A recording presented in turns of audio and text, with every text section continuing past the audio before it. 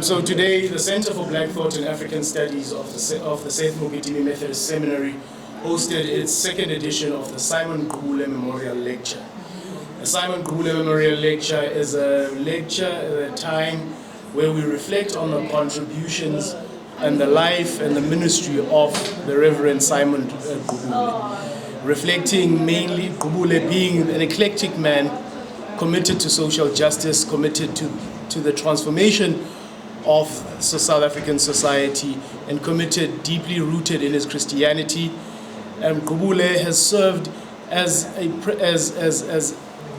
president of the Federal Theological Seminary, and his life has been a major contribution in the theological education space. And so today, this memorial lecture delivered by Professor Mosala was aimed at reinvigorating and looking at the role of black theology and black consciousness within theological education, reflecting that, looking at how black theology that is located in its context was a catalyst for social movements within the 90s and 70s. And the question that has become is that what is the church of the post-1994 South Africa going to do, and how do we engage with black liberation theology in a post-COVID world of 2025? And may I please have your attention? Allow me to express our gratitude on behalf of the Center for Black Thought and African Studies, the Seth Mokitimi Methodist Seminary, and the entire community of Methodist people for joining us for this the second edition of the Reverend Simon Gqubule Memorial Lecture. Allow me to thank you for your time and your efforts for us to be gathered here today. Thank you very much.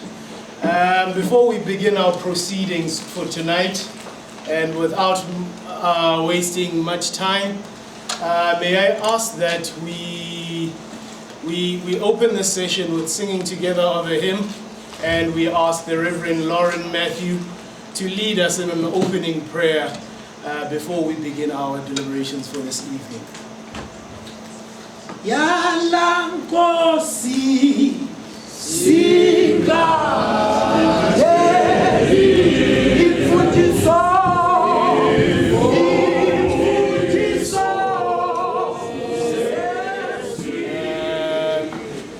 Allow me to extend a warm word of welcome to our campus for this, the second edition of the Reverend Simon Gqubule Memorial Lecture.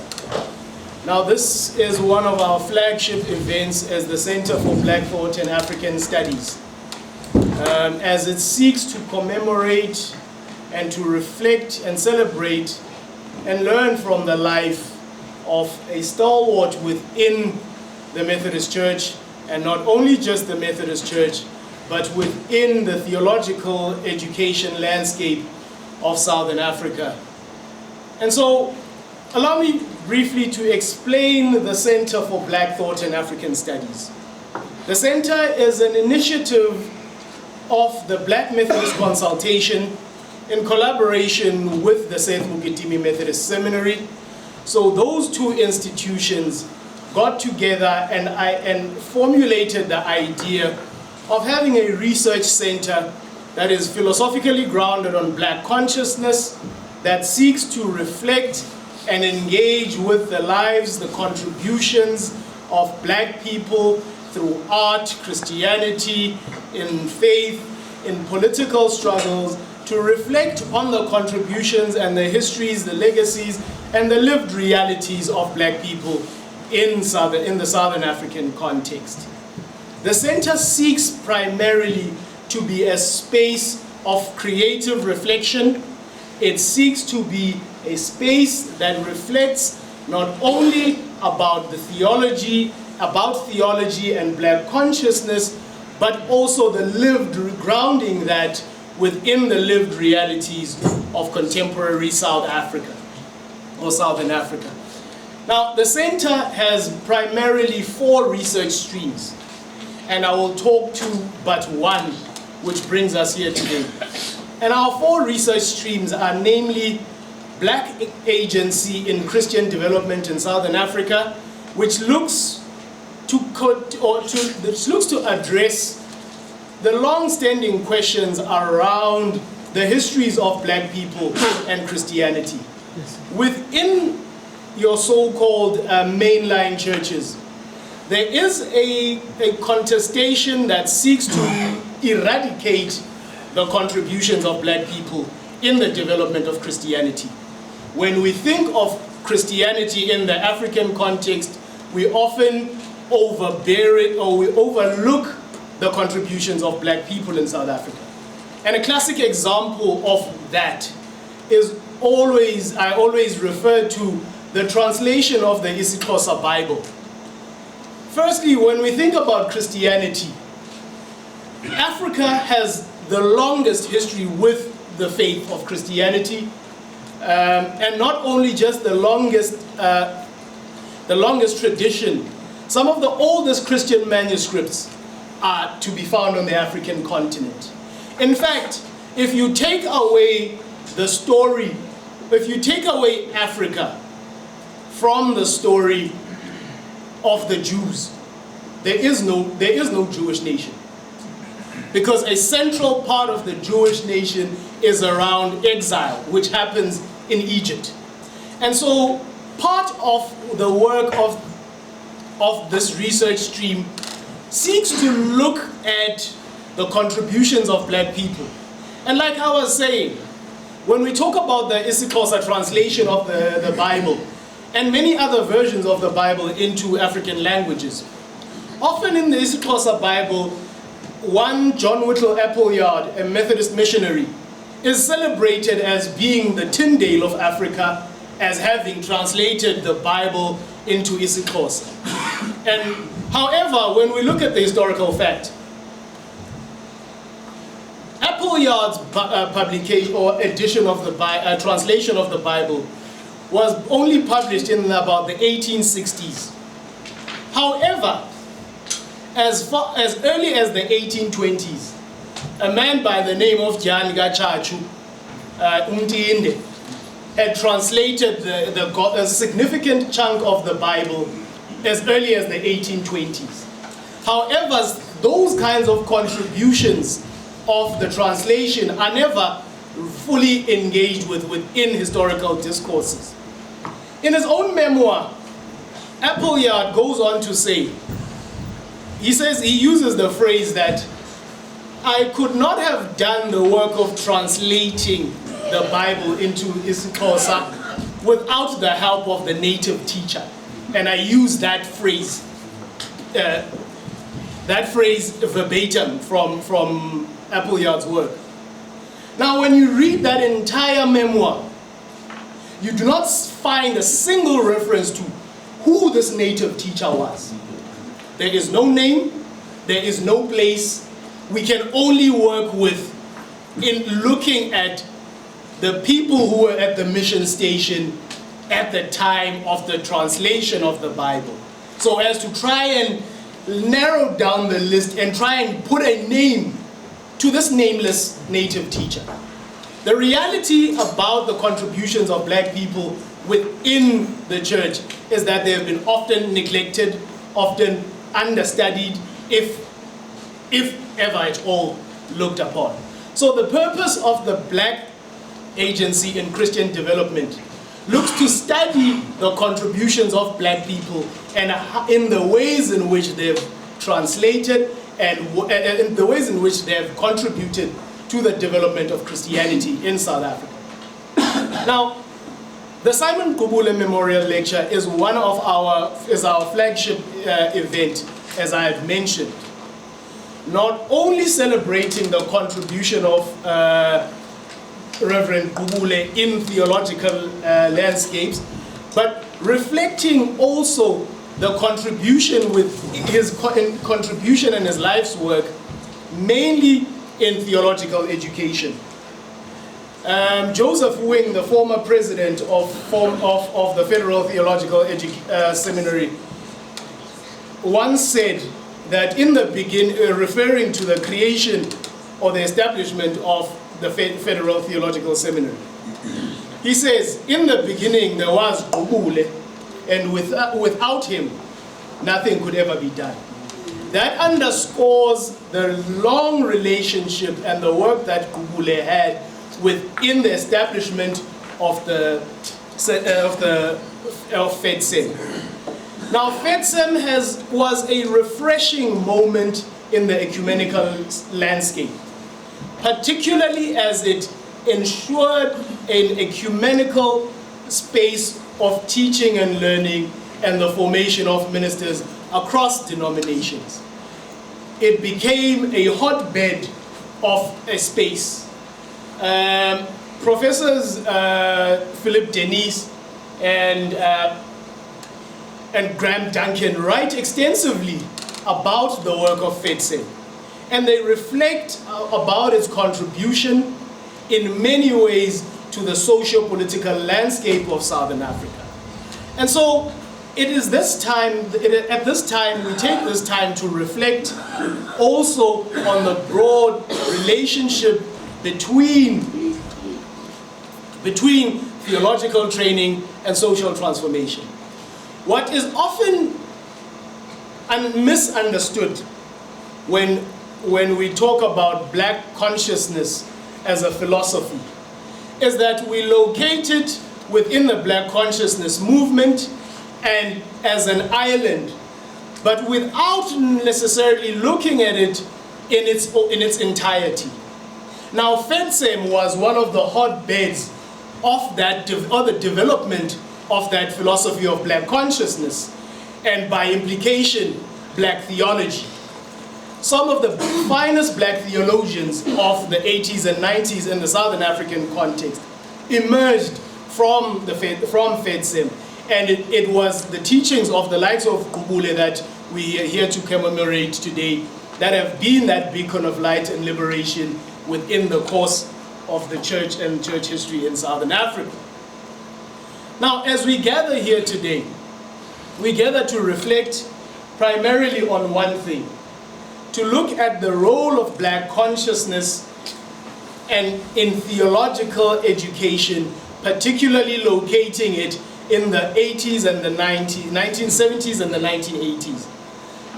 Looking to reflect and ask the questions that what contributions can the so-called post-apartheid church look to emulate? What contributions and what lessons can be drawn from eras gone by?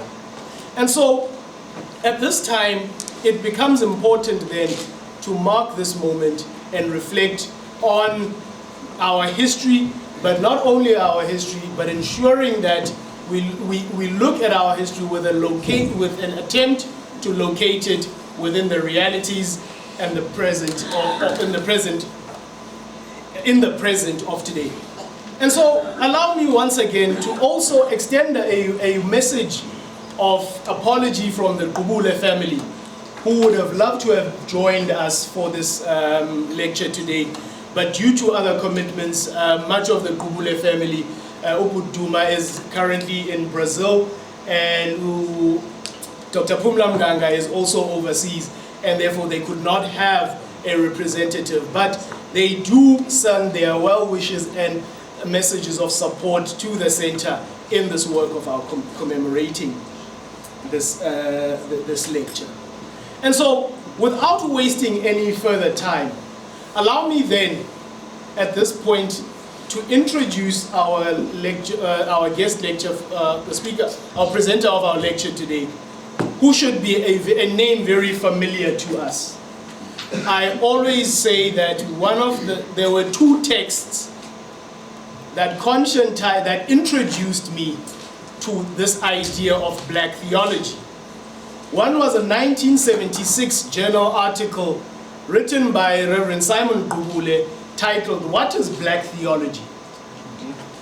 And that work has been an instrumental instrumental in my own configuration and understanding of black consciousness and the role of the church within that. The second other text which I think for many of us has been a landmark text, that if you write anything about black theology in South Africa, if your text does not have this book, it means you have not done your work thoroughly. And that is the book, Biblical Hermeneutics and Black Theology in South Africa. The book was published, I think, in 1989. It has been within us for close to 30 years, or for close to 40 years. And so, allow me then to introduce to us today an author, an internationally renowned black theologian, and a black consciousness activist stemming from the 1970s, and a product of the Reverend Simon Gqubule. Allow me then, friends and colleagues, to welcome the Reverend Professor Itumeleng Mosala. I'm happy that I'm carrying only a few books with me. It must be that I feel more at home here than I normally do when I speak in other places. It's an old tradition of mine to carry half my library when I go to speak. The intention is to intimidate the audience. I don't normally actually need those books. They have nothing to do with what I'm talking about. But when they are around there, they remind me of my teaching days. It's not easy to stand in front of students. You have to not only prepare your lecture, you have to prepare yourself. So I'm quite happy. I actually did want to bring some texts which for me are relevant and helpful for what we want to talk about today, and the way I was explained to in relation to the objective of tonight's lecture.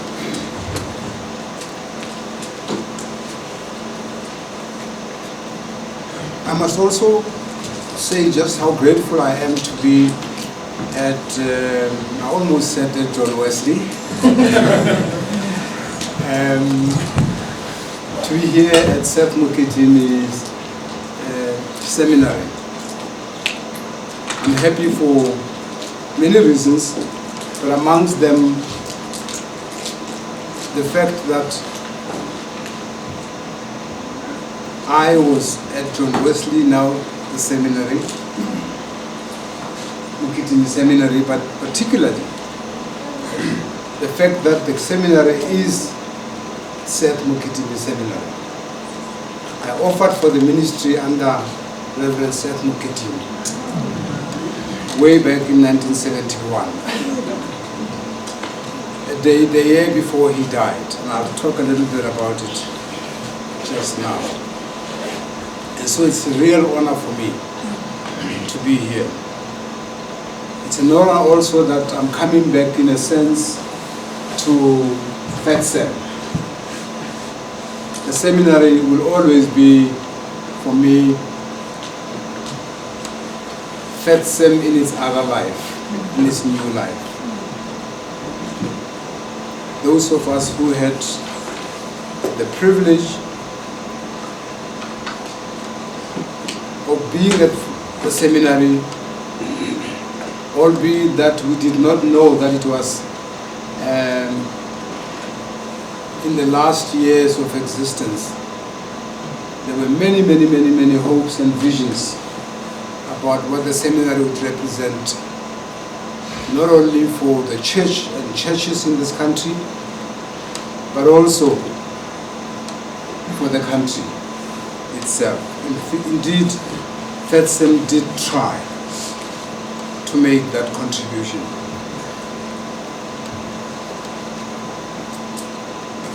I was here a few years ago to deliver the graduation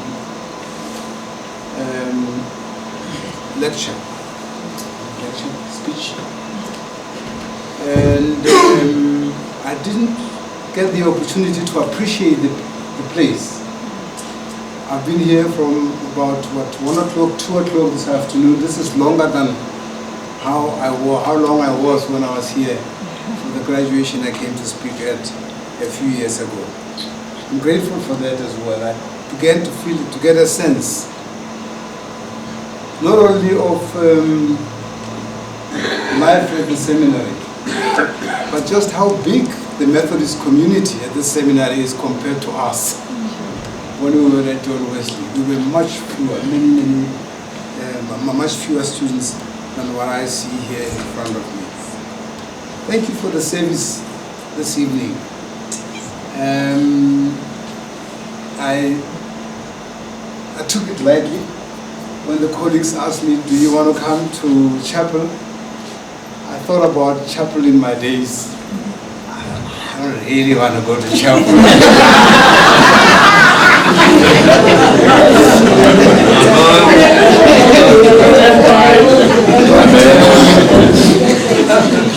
But I thought I should, and I did go. And I must say it was quite a moment for me. It even reminded me that it's Good Friday this week.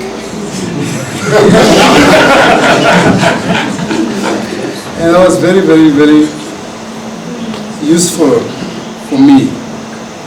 It scared me though, because last year, this week,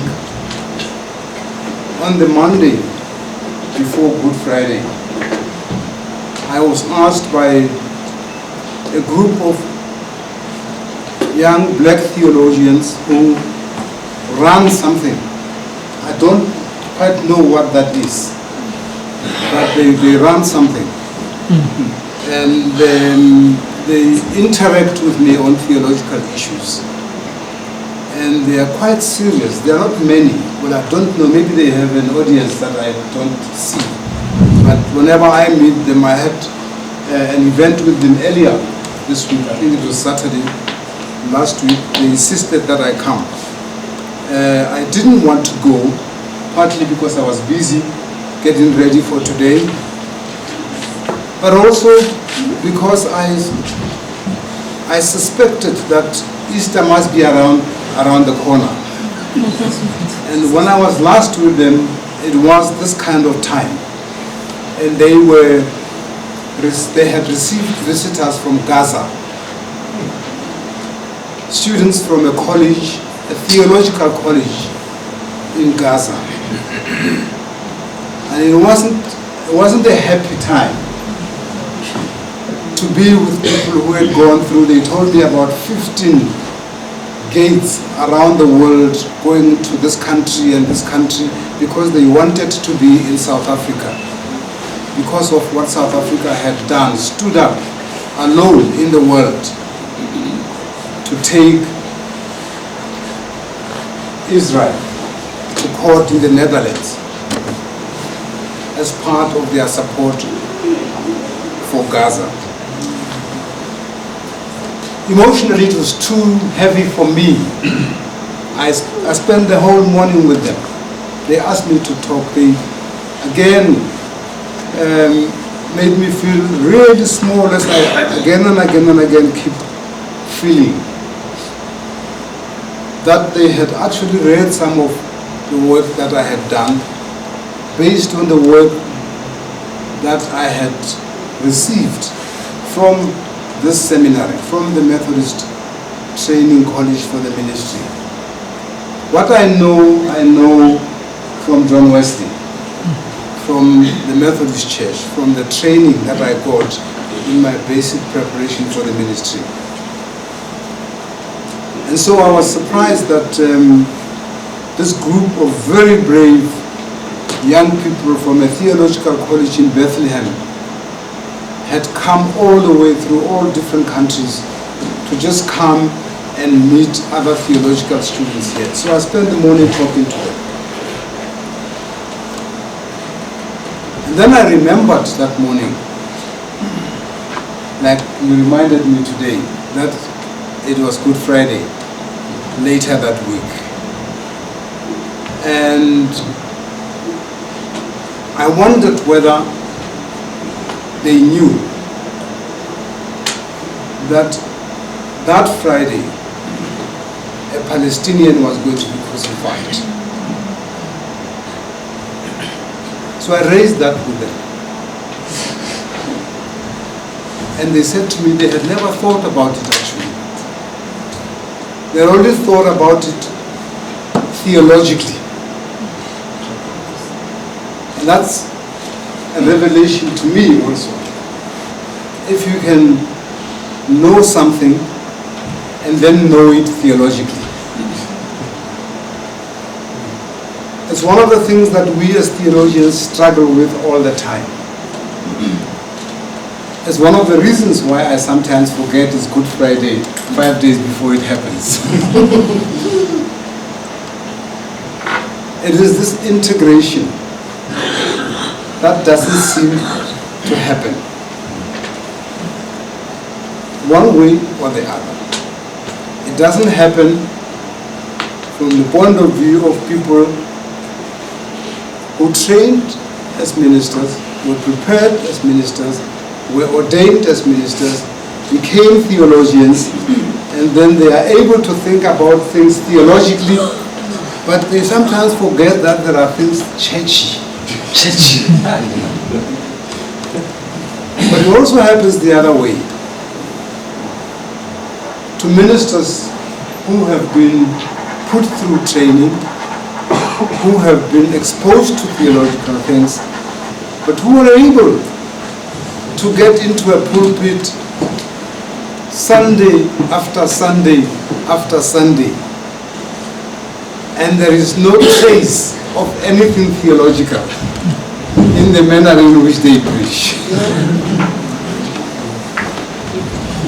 Well, my wife is very unkind to me because she goes to church every Sunday. So I say to her, but when I met you, you were not this religious. And you and I traveled the world. We spent many years in the UK. I was a theological student. I knew her already when I came to third sem and to John Wesley. And I thought, when I assessed things, that I was religious and she was kind of churchy. So it was okay, I could handle that. I was also happy that she comes from a Christian family. I thought, I'll survive this. And after seminary, we left the country and we lived in a Methodist college. I studied at the Manchester University, and she interacted with everything theological and religious through those years. And I can talk about other places we went to, all of which were either churchy or theological. But I was always the champion one. And so when I say to her, when we were in Gqubule too, why is it that you no longer invite me on Sunday when you go to church, when I have spent over 30 years inviting you when we go to church? She just said to me, when I go to church, it's none of your business. I don't go for you to church. But I did learn something important from that. And that was that I was a theologian. And she's a church woman. And I'll come back to those things, hopefully, later on. We encountered them in the debate about black theology and other theologies. I finished my speech long after now. I'll finish my speech. I speak long. So please relax. We're not going to be finished soon. At the end of my speech, I'll talk about why it is that black theology is black theology. It's not any other theology. And I'm glad that we're getting back to black theology, because we did get confused along the way. We were confused by none other than the struggle. The struggle confused us. But I'm preaching my conclusion before I finish my presentation. Let me leave that for now.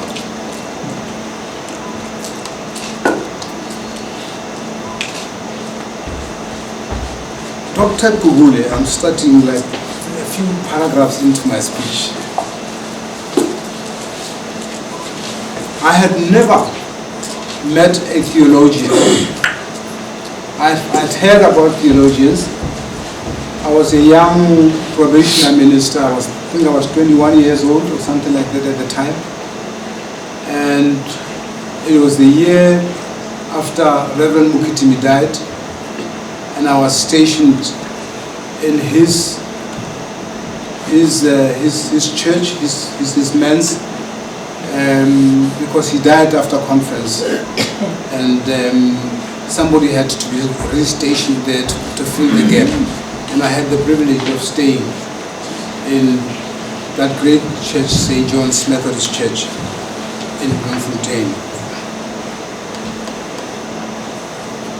And 2 months after Mukitimi died, a gentleman from the seminary, from John Wesley College, known as Simon Gqubule, arrived in a green Volvo. Yes, it was a Peugeot, a green Peugeot. And he had come to fetch the sermons of Reverend Seth Mukitimi. I had packed the sermons for him by instruction of Mrs. Mukitimi, and it was many boxes. It was every sermon that Seth Mukitimi had preached since 1933, and this was 1972. Each one of those sermons, I had done a good scan of them. I'd read a lot of them. I had even stolen some of them and preached them myself. Each one of those sermons was written in full, in whatever language. They were in Sexhosa, they were in Sesotho, they were in Setswana, they were in Afrikaans, they were in Sizulu. And each one of them was written in full. Reverend Gqubule arrived, and for about 3 days, we were packing them chronologically in many boxes. And he had driven from Alice to Bloemfontein. I then asked who he was, and I was told that he is a theologian from Alice, from the college. Now, I didn't know what a theologian was, but it was okay. One doesn't have to know everything. And then students from first sem used to come to see Mrs. Mukitimi during the holidays, and I would talk to them. All but one of those that I used to interact with have since passed. But they would all talk about Seth Mukitimi. I'm spending a little bit of time on Mukitimi that day because it's a Mukitimi lecture. I'll come back to the other issues. But they would say, that man is not scared to scare you when you arrive as a first-year student at the seminar. He has one thing that he says to people all the time. Say to a first-year class, "You're very welcome, we're grateful to have you here. What we need to do now is to completely undress you and take out of you every heresy that you've ever preached, and tell you all the things that you've preached about are wrong and were wrong. And all the prayers that you've prayed have to be redone. And hopefully, by the middle of the second year, we will begin to reformulate you and to remake you in preparation for the eventual exit back to the communities that sent you there. And please don't resist, because it will be a pity that the church sent you here and the congregation sent you here with the hope that you will be panel beaten, you will be cleaned up, you will be reorganized, you will be remade, and we will have a minister come back here, as opposed to the person we sent to the college. And so, they say they used to not believe him.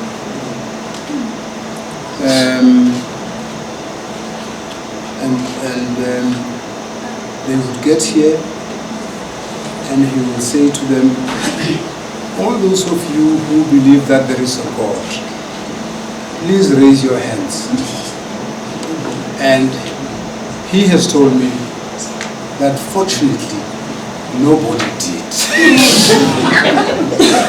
Because they have already been warned. They probably believed that if they said they did, God would then actually take the God out of them. So it was safer to give the impression that after the introduction he gave them, they were beginning to be safe. Now, Chairperson, I got your brief wrong. I got your letter, and I most definitely got the brief wrong, because I got excited. I started pulling out anything and everything that I can about Gqubule. And it took me 2 weeks of putting things together to come and speak about Gqubule. Until something, I don't know what it was, led me back to your email. And I found out that, in fact, I have not been asked to come and talk about Gqubule. I've been asked to come and talk about black consciousness and black theology. But it was a bit too late, Baba. I had already prepared.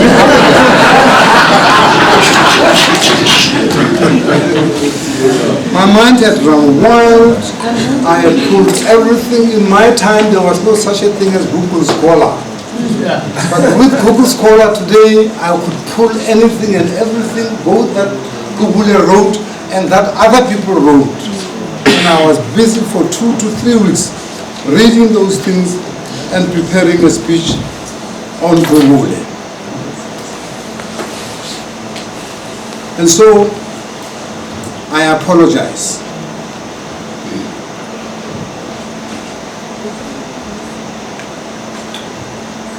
But I must tell you what I did. I got into my academic intellectual gear. Yes.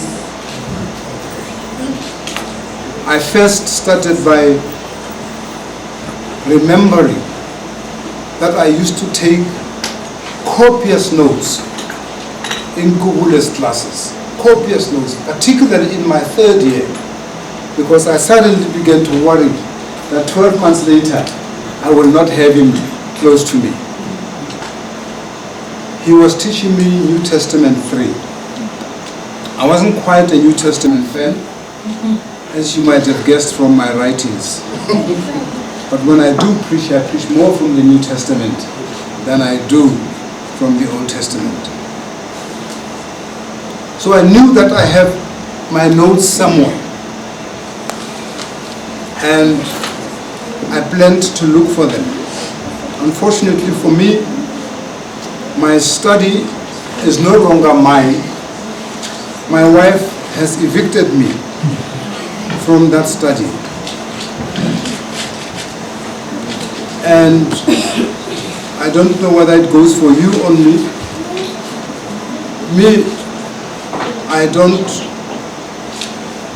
I know that my wife is in charge in my house. And so when she's busy with something, I don't interfere. So I tried to sneak into my study where my boxes of files are, where my notes from Gqubule's New Testament 3 are stored. I'm surprised that many of you know the Bible so well. I struggle with the Bible because as a text, it's got a life of its own. And it can deal with you if you are not careful. So I respect texts. As the notes that I took from Gqubule against the background of the uprising of students in 1976. And I always thought about it. I always wondered in my mind, is he keeping Soweto in mind? Is he keeping Gugulethu in mind? Is he keeping Umlazi? I was always looking for Umlazi and Soweto and black townships in his lectures. Even if he didn't mention those words, because you know you don't have to mention the words.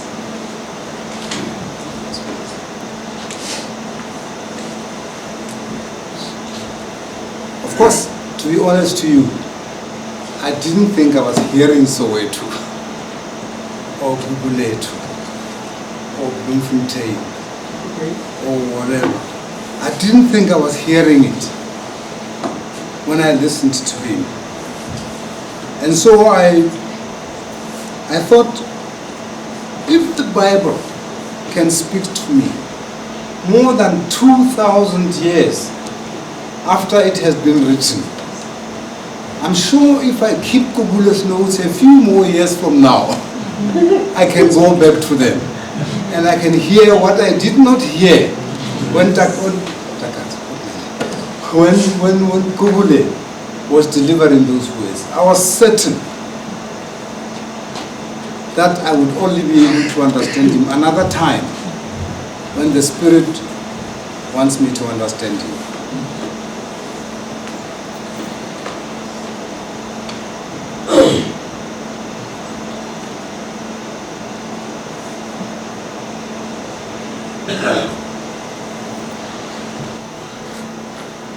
And so I think I lost my thoughts somewhere. I spoke about Gaza and Palestine earlier,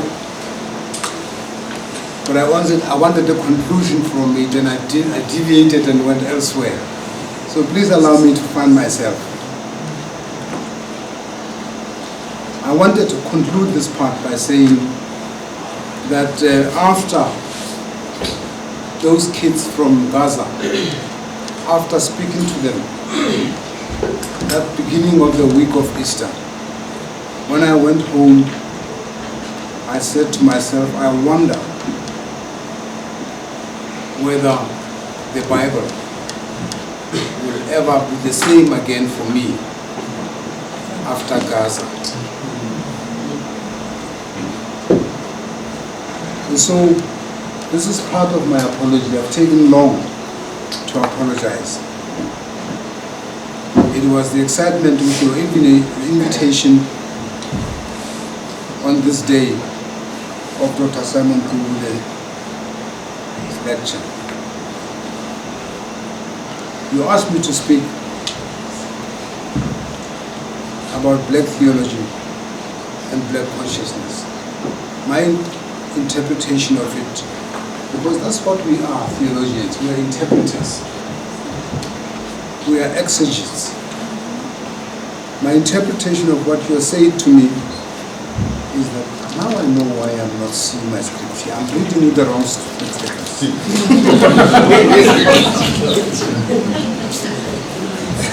He's struggling here. I see Gaza where I'm supposed to see Soweto. Please apologize. Forgive me. He has been struggling. There you are.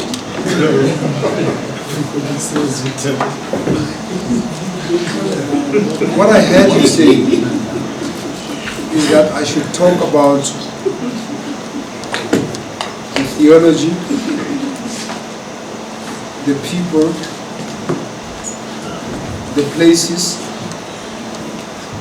the institutions, the philosophy, and the times in relation to the institutions and the leaders who led in theological work when black consciousness arose.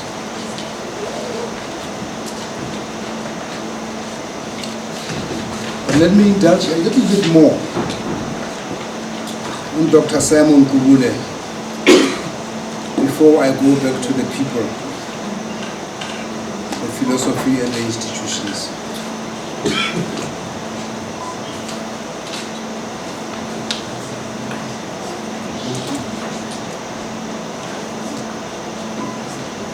Dr. Simon Gqubule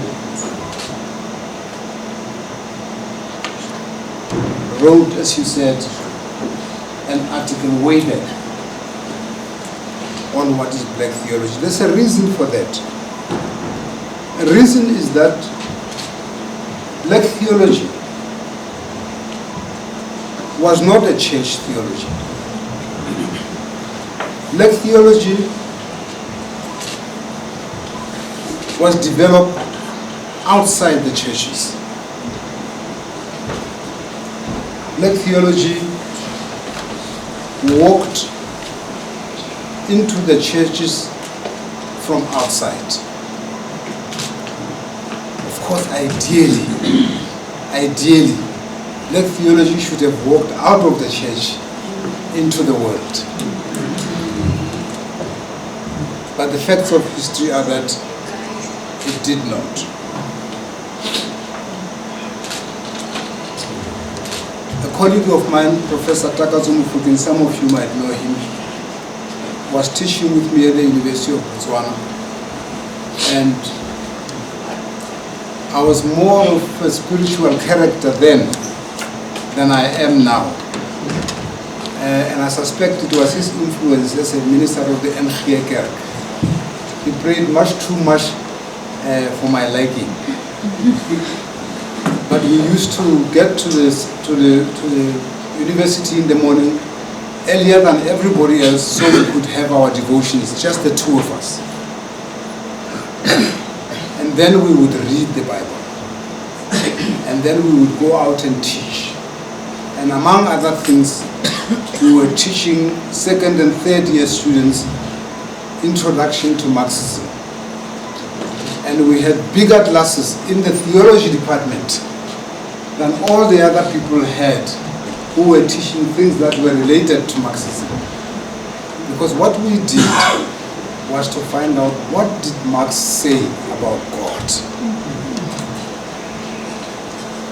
From Marx. Because what we knew about Marx was what people say he said about God. We had never heard about people saying to us, this is what Marx said. We heard this is what they say he says about Marx. Of course, that was to be an important principle of exegesis and hermeneutics. When I preach today or talk to people today, I ask them, please read the Bible. They say, no, I go to church every Sunday and I pray and I do this, but please read the Bible. Don't let the minister read the Bible for you. Read the Bible yourself. It's possible to go through seminary without having read the Bible. Because you can consult the Bible, you know, we all consult. I consult all kinds of things, but I don't necessarily read them. So when we started this course on Marxism and religion at the University of Botswana, and we attracted the biggest number of students in our classes, it was for two reasons. One was we were reading Marx and finding out for ourselves what Marx was saying. The other was we were reading the Bible and finding out ourselves. We didn't use any concordance, we didn't use any exegetical book. In fact, I stopped reading von Rath, the Old Testament scholar from Germany, when I left the seminary in 1976. I never read him again. From that time on, I decided to read the Bible myself. I mean, it's okay to read the Bible, but to read the Bible yourself is a different story. You find out things that you didn't know existed. So Dr. Mofokeng and I eventually left Botswana to come back to South Africa. He left Botswana through the Zeerust border. I left Botswana through the Mafikeng border. And we didn't notice that we were doing that. It's like not noticing that you are not reading the Bible. We didn't realize it.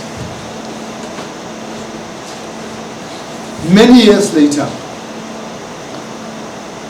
we went back to the story of how we left Botswana. And we asked each other, but why did you go out through Mafikeng?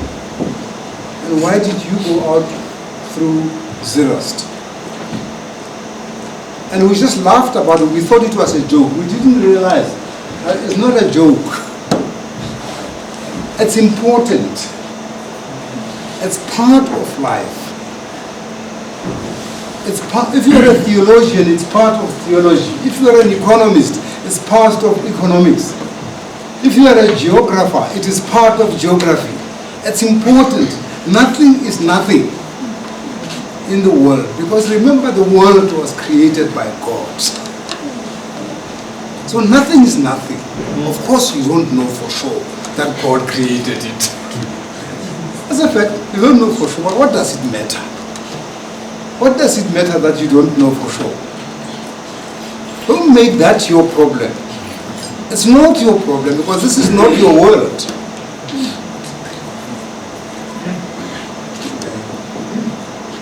So we scattered the issue. We decided, you know what, maybe we're getting old. Of course, in fact, we were getting old. But we just left the issue and said there are more important issues to do. And he reminded me of one tonight when he said to me, where's the other book? When are we getting another book on black hermeneutics? I promise that as soon as I finish with Zondo, I still haven't finished with Zondo. As soon as I finish with Zondo, I will go back to that. But the trouble is that history is strange. When I started to write my dissertation, my MA dissertation at the University of Manchester, I was given a supervisor who was an exile from Latvia, Professor Anderson. He was curious that I came from South Africa. His parents had been refugees in England for a long time. He was an Oxford graduate, but he came as a child when the Russians invaded Latvia, way back after the Second World War. So we talked about what I would write about. And I said to him, I come from struggle. I want to write about justice. And my supervisor for the honors dissertation, I had defeated him. He also wanted me to write on something else. I said, no, I want to write about violent revolution. Because when I leave Manchester here, I'm going back to the camps. I'm going to fight. I have a people in a country that needs to be liberated. I'm going to fight. I'm going to die for my people. So I managed that one. And when I did my master's, this guy also said to me, let's talk, let me advise you. Write on corruption. I said, corruption? What for? Corruption won't help me to win a country. It won't help me to live the national liberation struggle. I left home to come and prepare myself for war. I have already written a nice dissertation on violent revolution for an honors dissertation.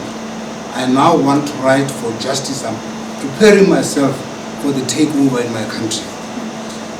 Well, he tried and he didn't succeed, and I wrote on justice. I wrote on social justice in the early Israelite monarchy under David. And when I got a call from Chief Justice Zondo 4.5 years ago,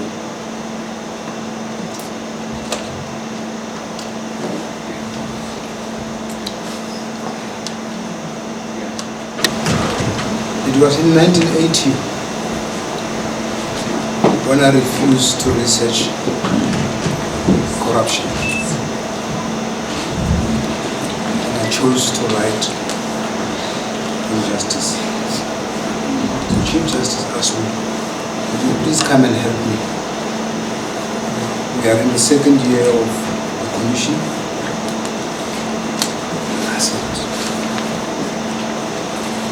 why me? Because he didn't tell me at that time. He told me 3.5 years later, when we had 5 minutes before we submitted the final volume of the Zondo Commission report. It was volume number 43. It's 5,000 pages. Based on a petabyte of data. I'm told that a petabyte of data is the equivalent of 500 billion pages of printed paper, printed pages.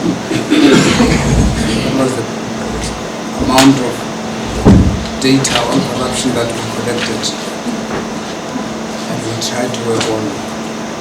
I was still making the point that I had refused to write on corruption.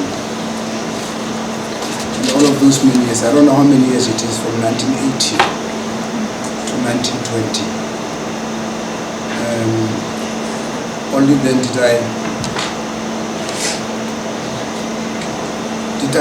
I get a revelation. In theology, in religion, you call it a revelation. That this world doesn't belong to me. And this world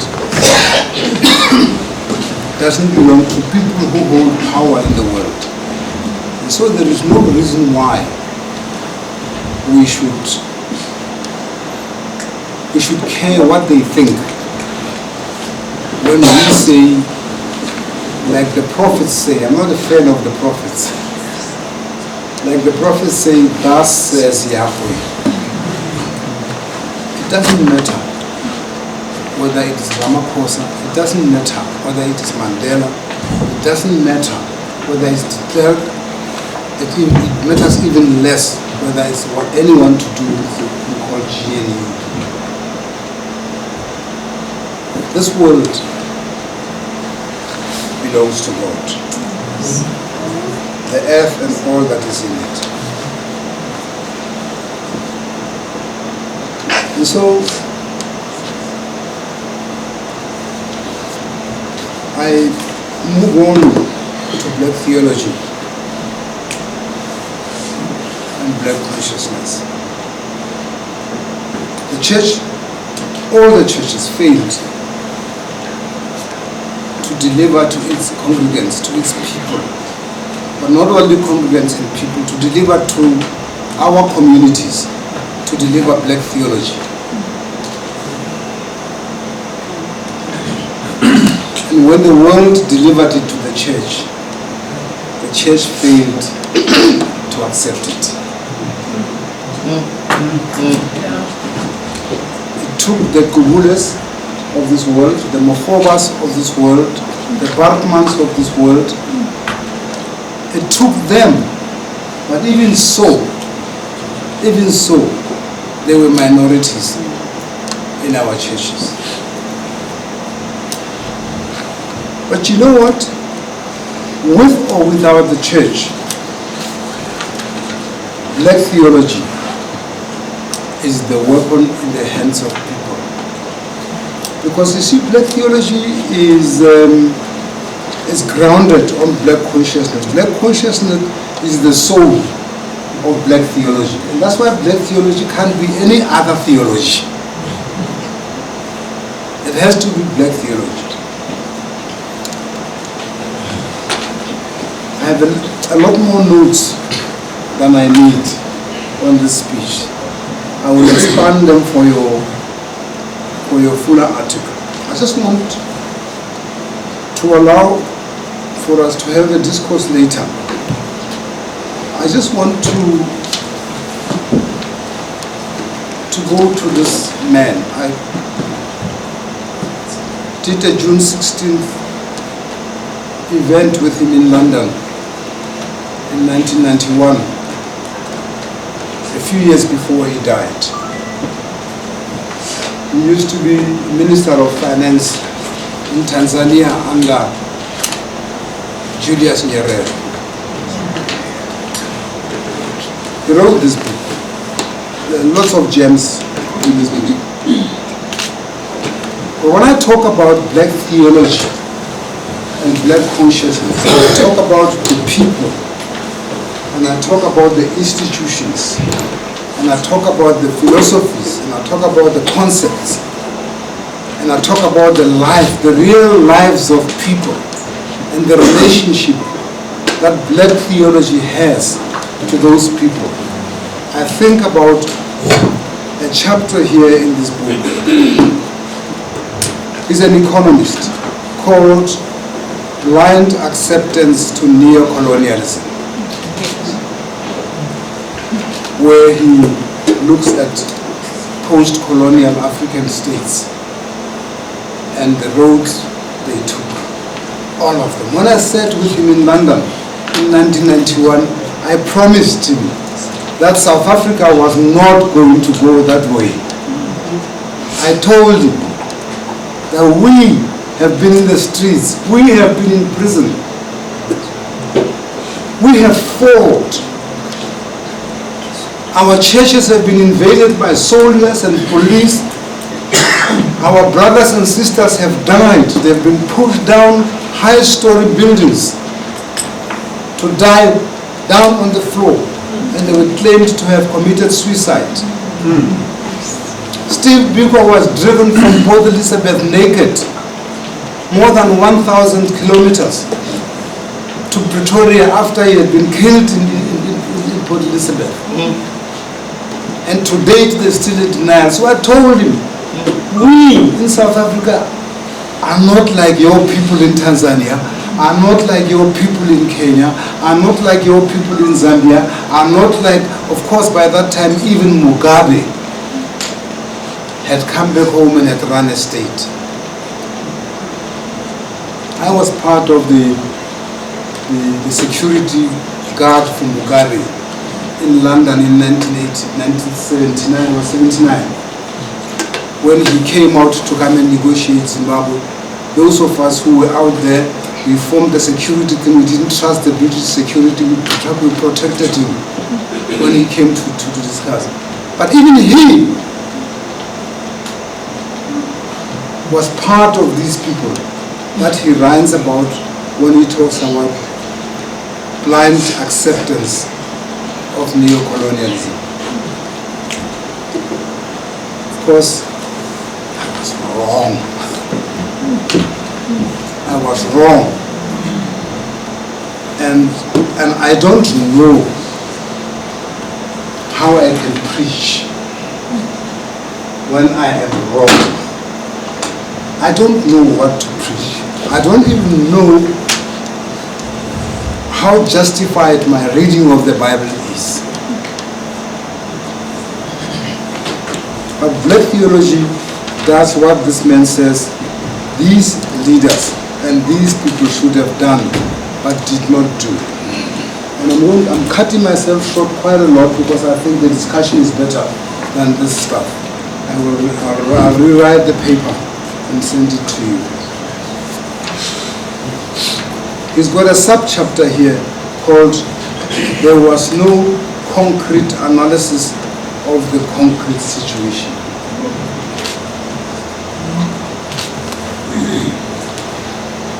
Goodness, it sounds so simple, so straightforward. And then he talks about it there, and I don't want to take time on that. And he says, what did the leaders rely on instead? They did not do a concrete analysis of the concrete situation of their own countries. Just like we dare to preach, we dare to get into the holy pulpit without having done concrete analysis of a concrete situation. We betray the Holy Spirit.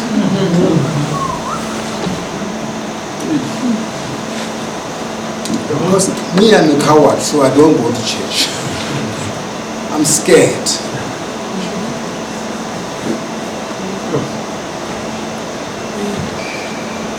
So he talks about that. And then he goes on to say, what did they do? They relied on Western experts whose experience was wholly metropolitan and whose background was entrepreneurial. They seek solutions to urgent problems not from the reality of the situation, but from business manuals. Now that,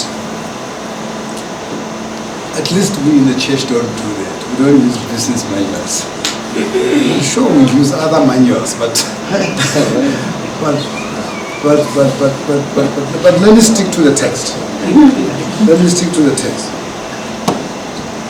He says we deepened instead of limiting the involvement of the masses in the world market, where they were most vulnerable. In other words, we integrated them deeper into a system which made them backward in the first place. We organized them not to improve themselves, but to improve business, a business over which they had no control, on the argument that what was good for business was good for the country.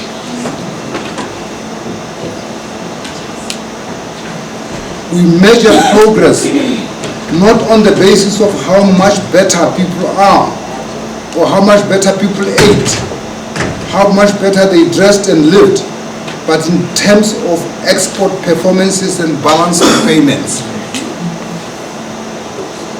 We told the people that they need imports, so they must produce more, export more, and more foreign exchange in order to be able to import more.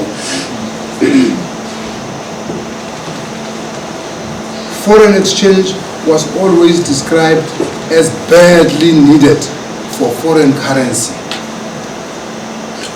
Now you're probably wondering why it is that I'm reading you what sounds like just a pure economic text. But I'm going to ask Sia here to take a copy of this section, this subsection on concrete analysis of a concrete situation, and ask you please, for me, not for yourselves, for me, or maybe for yourselves too. I'm assuming that you are interested. It's a subsection up to where it ends. Maybe not even all that way. Maybe only 39, this page 39, but you will see what you do. I would like to ask you to go and rewrite this bit, which is written in commercial terms and in economic terms, to go and rewrite it for me, please, in theological terms. That's in any language you want.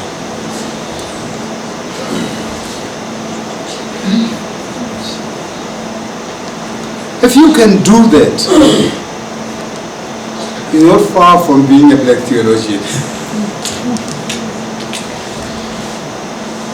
And in fact, you wouldn't have needed to have rewritten this to be a black theologian, because actually all I want you to do is take this method and go back to the people that you preach to, go back to the people that you pray for, go back to the people that you live for. You're spending 3 years here or 4 years, I don't know how long it takes these days to be trained for the ministry.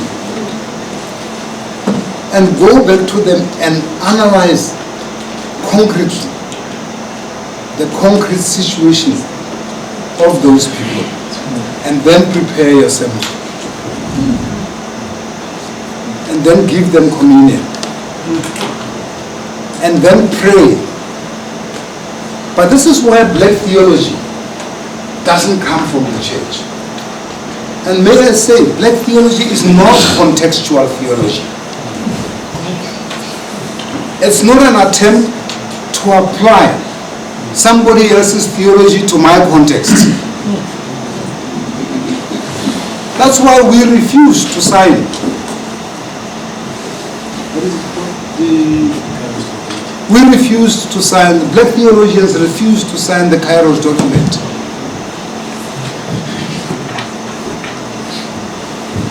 Because we ourselves have not succeeded. Towards the end of this paragraph that I'm talking about, this subsection, he talks about the external structure and the internal structure. Now, black theology has to stay being black theology. Because you see, inside of that theology, in the internal part of the theology, is the soul of black people, is the minds of black people, it's the history of black people. Okay, you know, these things always have a little notes on the side. That's why the people who wrote the Bible wrote so many notes on the side. They were never sure about everything, and you mustn't be sure about everything. Don't be sure about everything. I was at UNISA last week, and scholars of UNISA, many of them, some of them were not born. I'm sure 80% of them were not born when I was writing black theology, biblical hermeneutics. But they told me what I wrote. And I said, did I write that? And sometimes, yes, my darling.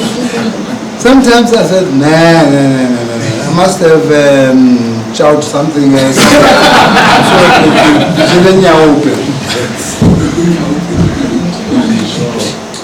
Other times I said, am I that brilliant? I didn't know I was that brilliant. Of course it's not brilliance, it's the Holy Spirit. Okay. Now I use these terms deliberately, not because I'm a fan of them. I'm not a fan of the Holy Spirit. Okay. I'm a fan of the power that arrived to that group of disciples after Jesus was gone. That visited them in Acts in the New Testament.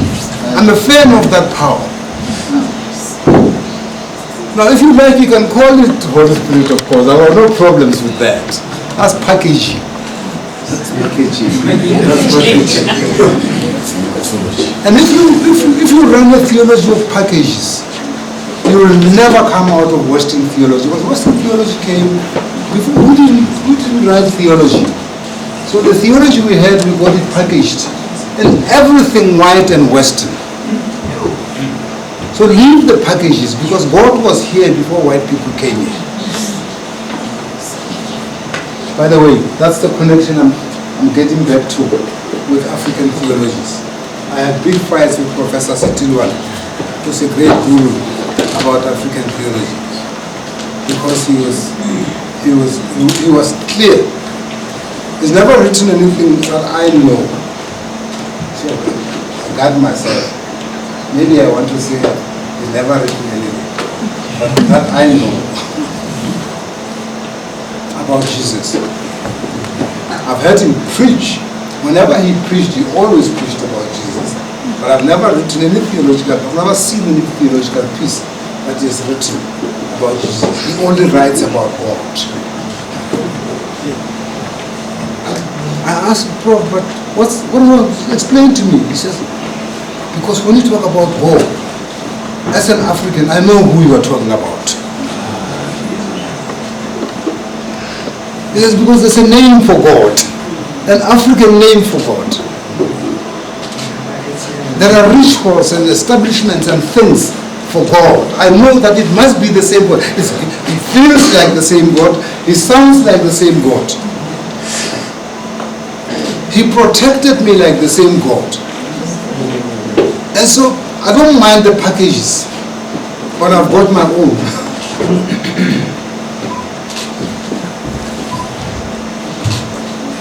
My response was, me, I'm in the national liberation struggle. So when it comes to the struggle, my man is Jesus. And I'm talking about the different Jesus from the Jesus of that conference that was held in 333 AD. What's the Council of Nicaea. The Council of Nicaea. Yeah, no, yes, but there was it was part of Nicaea was part of the bigger conference. Who was the no, but it was the Council of Nicaea, but who was the Constantine? Constantine. You see, me, I'm not a Constantinian. My theology is Jesus' theology. It's not Christ. I'm not. It's Christ. Christ is a political title.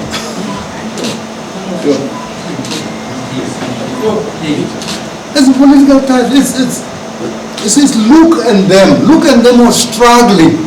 Now only black theologians can go to that point. Look and them were struggling to find how do we introduce him to the kings and to the ruling classes. They were convinced by Jesus. They loved Jesus. But they daren't have said, it's Jesus of Nazareth. They couldn't dare to say no. He's also son of the Christ. Now, of course, who am I to say don't say Christ? But I'm just saying to you that Jesus is a program like no other program.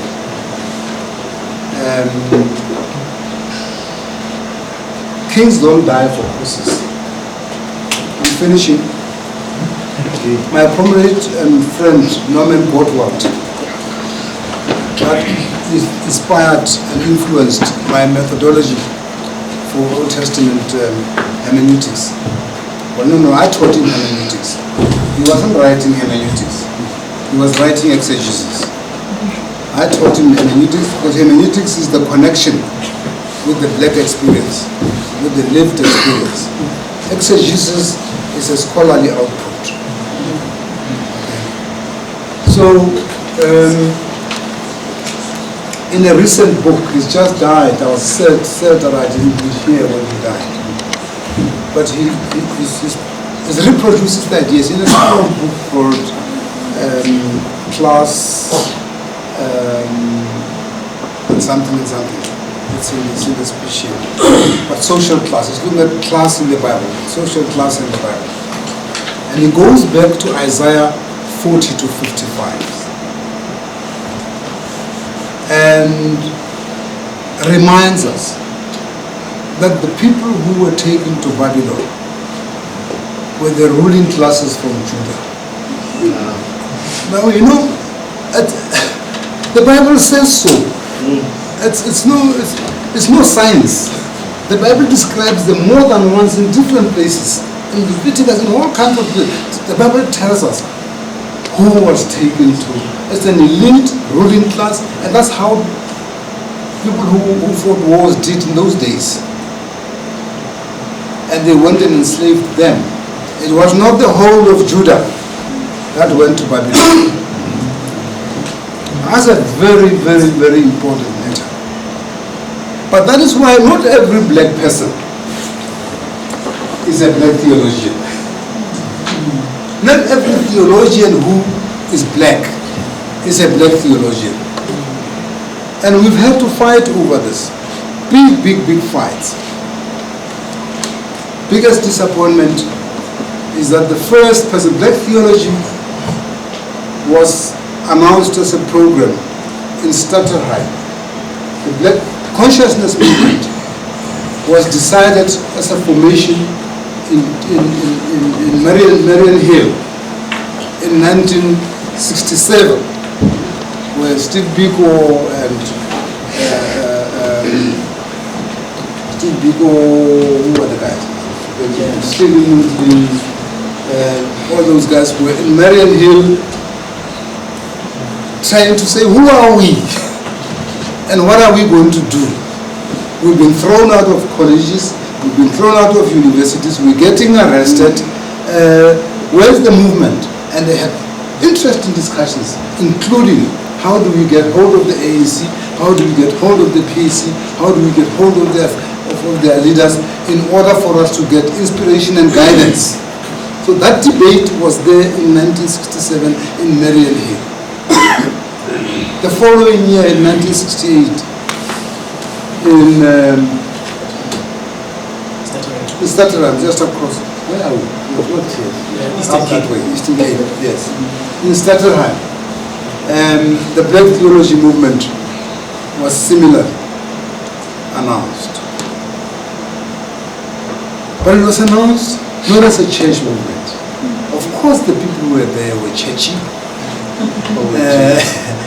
And great guys, and so on. By 1972, I attended a conference in Umtata for an organization called Interdenominational African Ministers Association. I'm a first-year probationer minister from Bloemfontein. Before I left, I get visited by the special branch, the security policemen. They say, where are you going? So I say, to Umtata. They say, we know that. We know that. But why are you going to Umtata? I say, but it's church. They say, but we also know that. That is church. But why are you going there? And they look at me, they say,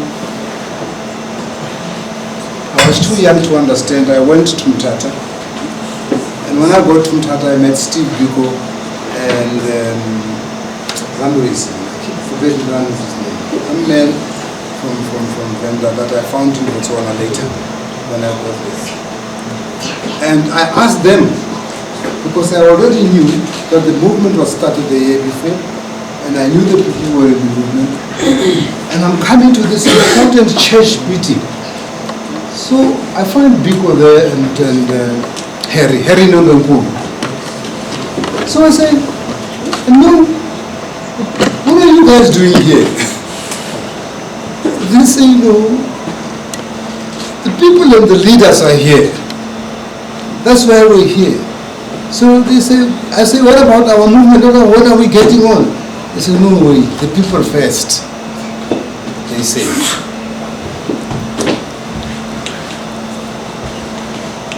Forward 1977, I've already been to Fetsem.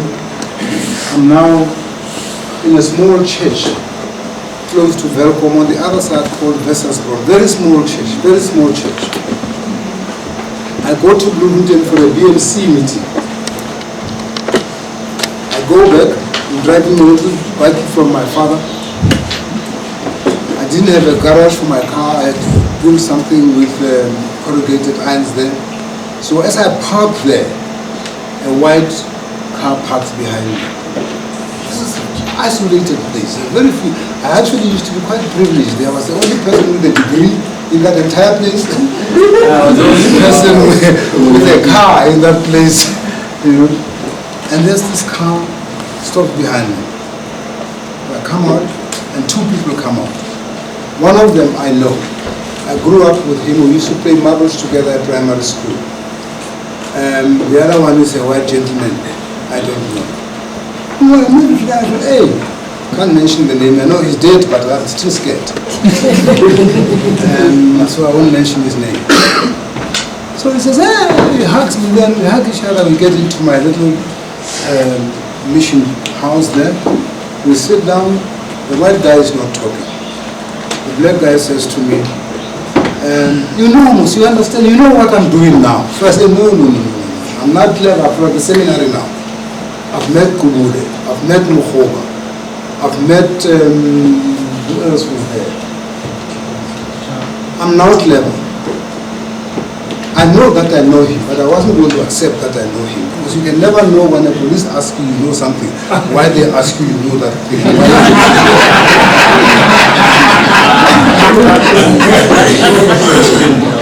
That is the concrete world that I'm talking about. We analyze concretely. I know also after working with Zondo for the last 4.5 years, when I look at the evidence, I'm not allowed to talk about it, but I know when it's time to talk and when it's time not to talk, and what to talk to even if it's time to talk. So Richmond says, no, don't worry, I'm now working with these guys. He doesn't tell me what is this thing that is working, so I don't know why. So he says to me, no, we just want you to know, we have a sense that you are about to leave the country. So, and this man, when SASO was formed, and the Black Consciousness Movement was formed, he was a student at Teflo in the north. And when the fist was burnt, no one could wear a t-shirt with a black fist. He was the only one who bravely walked about in Bloemfontein with a white t-shirt and a fist. He would walk about when we were scared. But that was many years back. That was 1970 when he was wearing that t-shirt. It was now 1977. He says, no, we just wanted to see you. By the way, that meeting you just come back from, we were there, so we noticed you didn't notice us. But we were there, but we understand that we are about to leave the country. That's the concrete conditions under which Black consciousness came into being. And I had just married, and it was a terrible feeling for me because I now knew that I was literally a few months married, but I was going to have to leave my wife. She saved my life when I'm giving you Black consciousness, its events and its places and its people. When Gqubule was killed by a bomb in Botswana in February 1974, she was a young radiographer at a hospital close to my home. The night before, we sniffed it out that there's trouble coming. And I took all my books, smuggled them into her room in the hospital, in the nurse's home at Pulelomi in Bloemfontein. And the following day, Gqubule was killed by a bomb in Botswana, the other side of the border.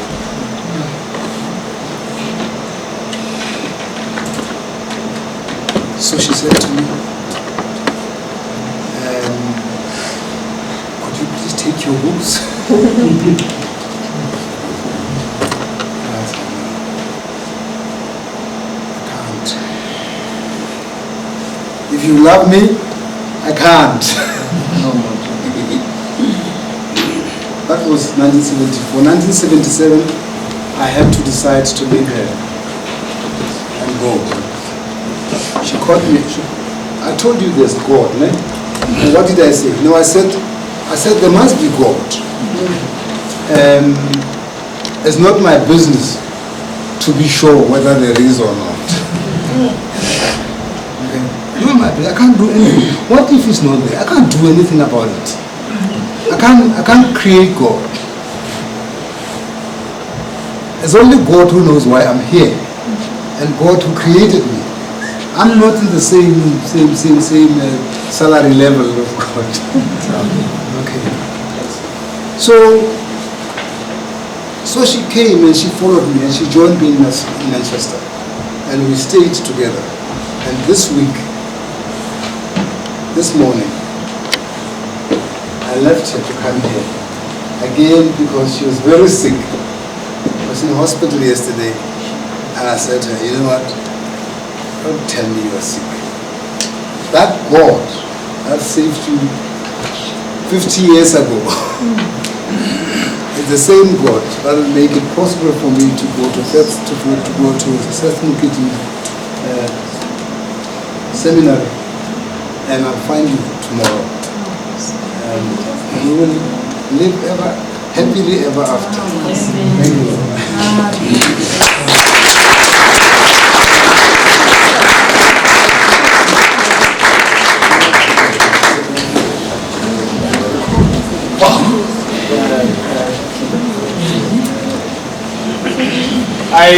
Colleagues, I don't know where to start.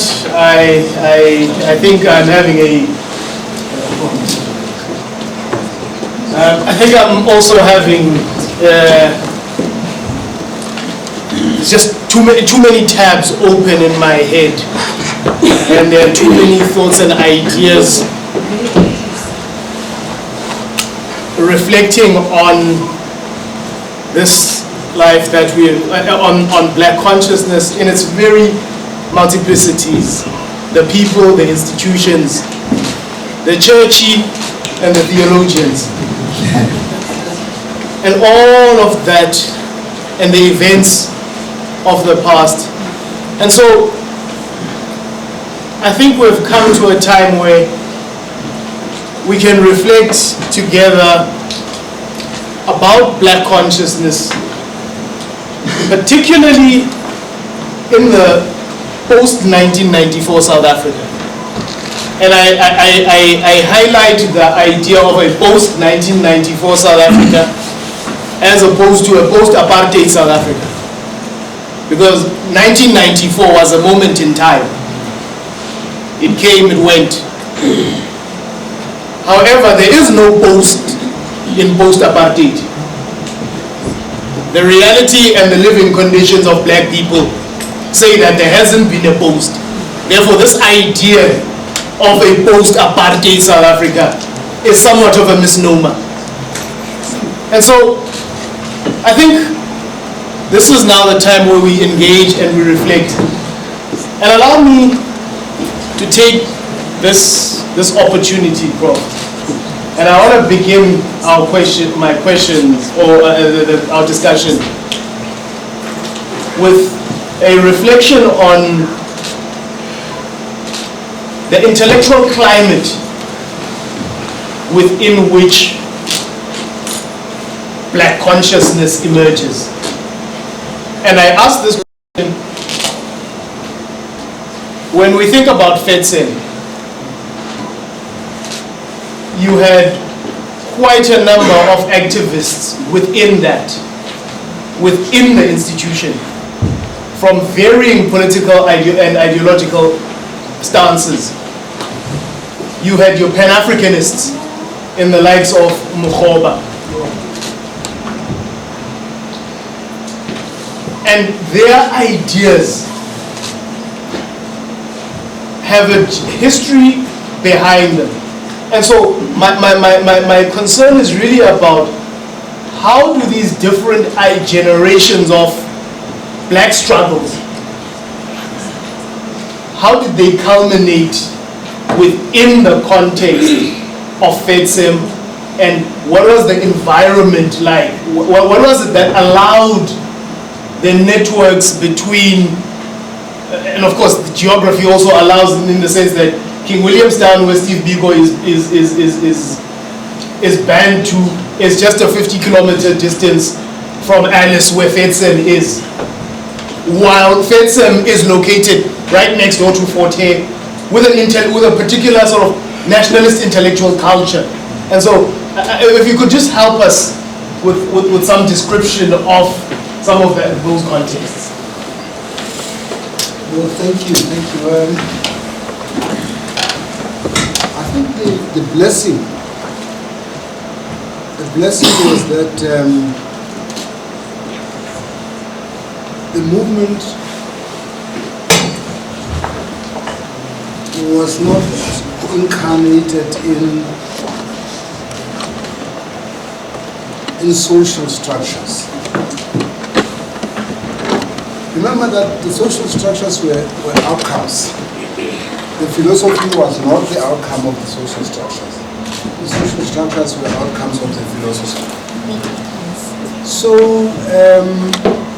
we had people of no particular party and people who had parties they came from. And that's why the debates and the discussions were even about the ANC and the PAC in exile. The only pity, of course, and this is what probably in time began to separate us. The only pity was that when we were talking about the older organizations, with the possible exception, possible, I say possible because I think it was a tiny bit, possible exception of the PAC, we never discussed ideology relative to them. We discussed them. But this movement was founded on what is in the head of the black person that must come out. That's a problem. And what is in the head of the white man, that's a problem. Even though we said in terms of priority, we're more concerned about the black head than about the white head. When I talk about concrete analysis of a concrete situation, we're talking about a situation after 1960, when Sharpeville happened, when there was a mass murder of people, and then there was repression that followed. And it was serious repression. If you went to a boarding school, you were just as good as a person who went to prison. There was no difference between boarding school and prison. And one can even press the point and say, even when you went to church, there was hardly any difference between, I'm talking about church as a whole. For example, I think myself to be a candidate for the Methodist ministry in 1971. I get accepted, I write exams, those initial exams. I pass, they qualify me to go to Synod. And we get to Synod. Now this is 1972. In 1959, the Methodist Church has passed the most glorious resolution that was repeated and repeated and repeated all the time. That we said, in the face of apartheid, we were able to say, we are one and undivided. That was a brave thing to say in 1959. But we never said anything more and never did anything more. In 1972, I go to Synod. I can't get into the white Synod. The white candidates for the same ministry go into Synod first as white, because it is first the white Synod. There were no bishops at the time. It was chairman of the district and the deputy chairman of the district. The chairman of the district was always white, except in the Eastern Gate, in the Eastern Cape. Okay? Maybe because there was a shortage of white people. And the deputy chairperson of the district was always black. Whether he was good or not good, as long as he was black, he was suitable to be a deputy chairperson of Congo. And then they are being assessed for their fitness to become ministers of religion, to test whether God has called them. but they are assessed alone, and the black ministers are not there. The first sitting of the Methodist Church Synod is purely white. Both ministers and everybody is purely white. The second sitting is black, but chaired by white people. Okay? And we go through that sort of system, and we get assessed. Now you don't know whether your call is a black call or whether it's a call. You know? And so the context, the world was like that. Already, even as a first year in the ministry, I'm already full of fight because of that. It begins with that. It was worse in the other churches. Dutch Reformed was worse. A whole lot of. So you could go, whether you go to church or whether you go to prison, it was the same thing. Whether you go to boarding school, it was the same thing. We used to have a teacher at boarding school who was teaching agriculture. He used to walk like this when he walks towards the black person. He's not coming to you, but he walks like this looking at you. Then when he gets to you, he says, you see this? If I hit an ox, you know what an ox, an oxen? If I hit an oxen with this fist of mine, he faints. Get out of my way. Those are the concrete circumstances. Now, those circumstances, the problem about them is that they were also here, in the head. I told you the story, was I telling somebody else the other day, of my friend, Reverend Nkalichani. I don't mind mentioning his name. We were taught by Steve and the other people. We were fire. When we went home after the first 6 months at the seminar, we were walking tall. We were black. We hadn't known for a long time, well, all the time we hadn't known we were black. But we were black after that 6 months. So we get home and we say, we're never going to say Bas to anybody. We're never going to say Mrs. to anybody. We're never going to, all those things that were defining. And then we get there, the following morning we go to OK Bazaars. Don't know what we wanted there. So we're looking at things there, and a lady comes, a white lady comes and says, hello, Yele, can I for Yele help? My friend says, Mrs. Hardly 24 hours.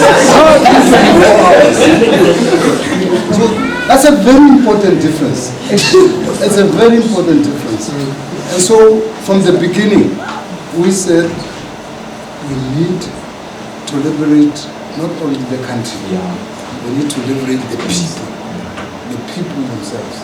And part of the problem in the US is that it's manifesting itself differently, and that's why we've also had fights about whether our black theology is the same as theirs.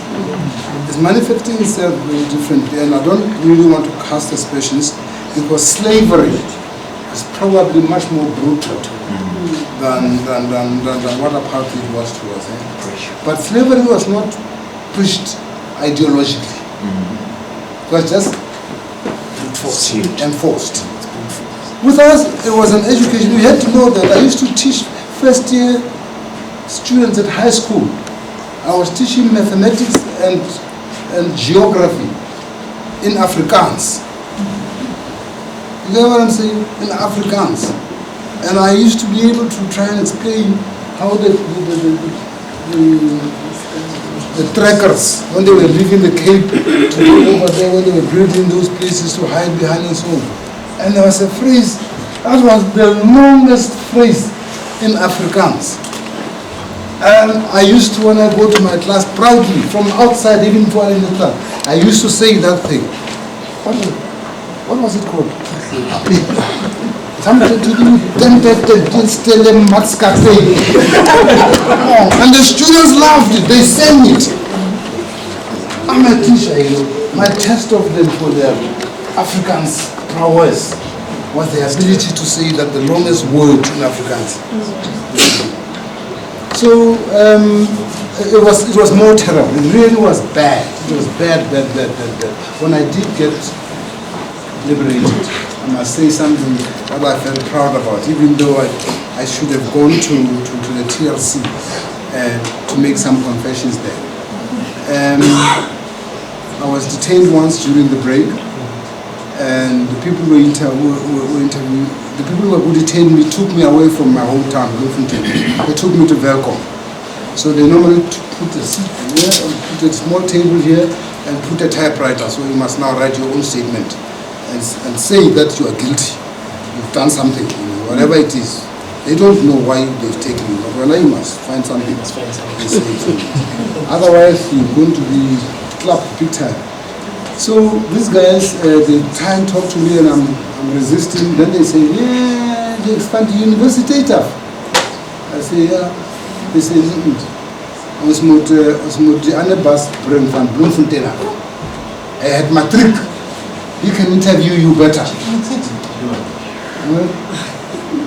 He has matric. He can interview a university student better. They bring the guy. The guy comes. And they put me on my table there and my stool there. And I can see the guy coming from there. Tall guy, good body. Coming in there, some big surgeon coming. I see that this man is going to finish me, I'm worried there. He comes, and when he comes close, I see blue eyes. So as he got there, I stood up. And I went to him. And I stood there. Now the other guys, they are worried now, what is this one trying to do? I stand there and I said, he's got the most beautiful eyes I've seen. You know what happened? He went away. I'm saying the danger is here. Yeah. Danger is here. And it tends to go down here as well. Yeah. So we were able to, Brastel, who had come from Rhode Island and was our teacher, was preaching black consciousness. Nobody preached anything else. Neville Ngqubule, who was my classmate, had just come from Robben Island also. He was also PhD. He was preaching black consciousness. Vumet Andala was a year ahead of me at the seminary. There was no one who was not BC at that time, because BC was not a party. It was a movement. It was a movement. And I think the danger with BC is dropping the movement thing. See, it has to be a movement that can have parties, but unites a movement. Are you with me? Yeah. That's a cell stuff when you do medicine with a cell and a subcell. It's a movement. It belongs to the people who don't want their brains to be stolen by anybody. It just belongs there. And it can organize itself in multiple ways. It did then. There were several BC structures all over the place. So I think that's the difference. I don't know if I answered your question. No, I think, let me open up this discussion. I'll take a round of 3 hands, and then we'll give some time for Prof to respond. I note there's a hand from the back, Ntate Mohau. Are there any other hands that we can take? We'll take 3 rounds of hands. My brother, I'll take you, and then Hloni will be the last.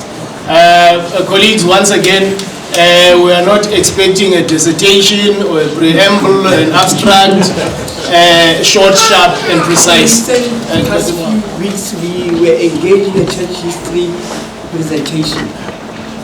And one of my colleagues that I was in the group, we had to discuss the evangelism in the Eastern Cape together with the education. Now, in the part of the education, one of the intriguing points was the fall of SM. Now, I wanted to find out from you, Professor, from your perspective, what is that gist that made the fall of SM? I had to write it down, so it's very short. My question is that, considering the ongoing system systematic inequalities and challenges facing South Africa, the South African church post COVID-19 era. How can the Black theology's emphasis on liberation and social justice be adapted and utilized to address the unique needs and realities of the congregations, in particular those within the marginalized communities? Basically, what is the kingdom like for Black consciousness? I asked this based on two things. One, there are two views of race. There are people who would say race is a concept under erasure, based on us recognizing it so that we can resolve race-related issues with the understanding that it's not biological.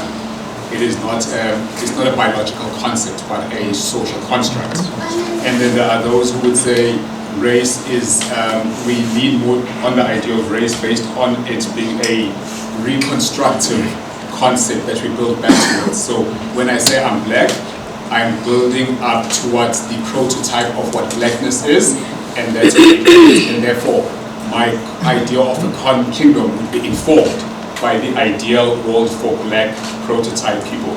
And so what is the kingdom of God according to Black consciousness, and which race model does it, race theory rather, does it lean towards? Thank you. May I start with you? Sorry.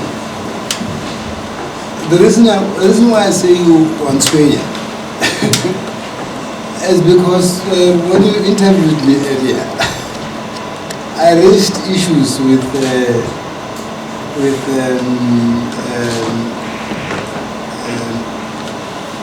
feudal discourse. You see, the kingdom discourse. I want to say to you, why do you still want to be in a kingdom?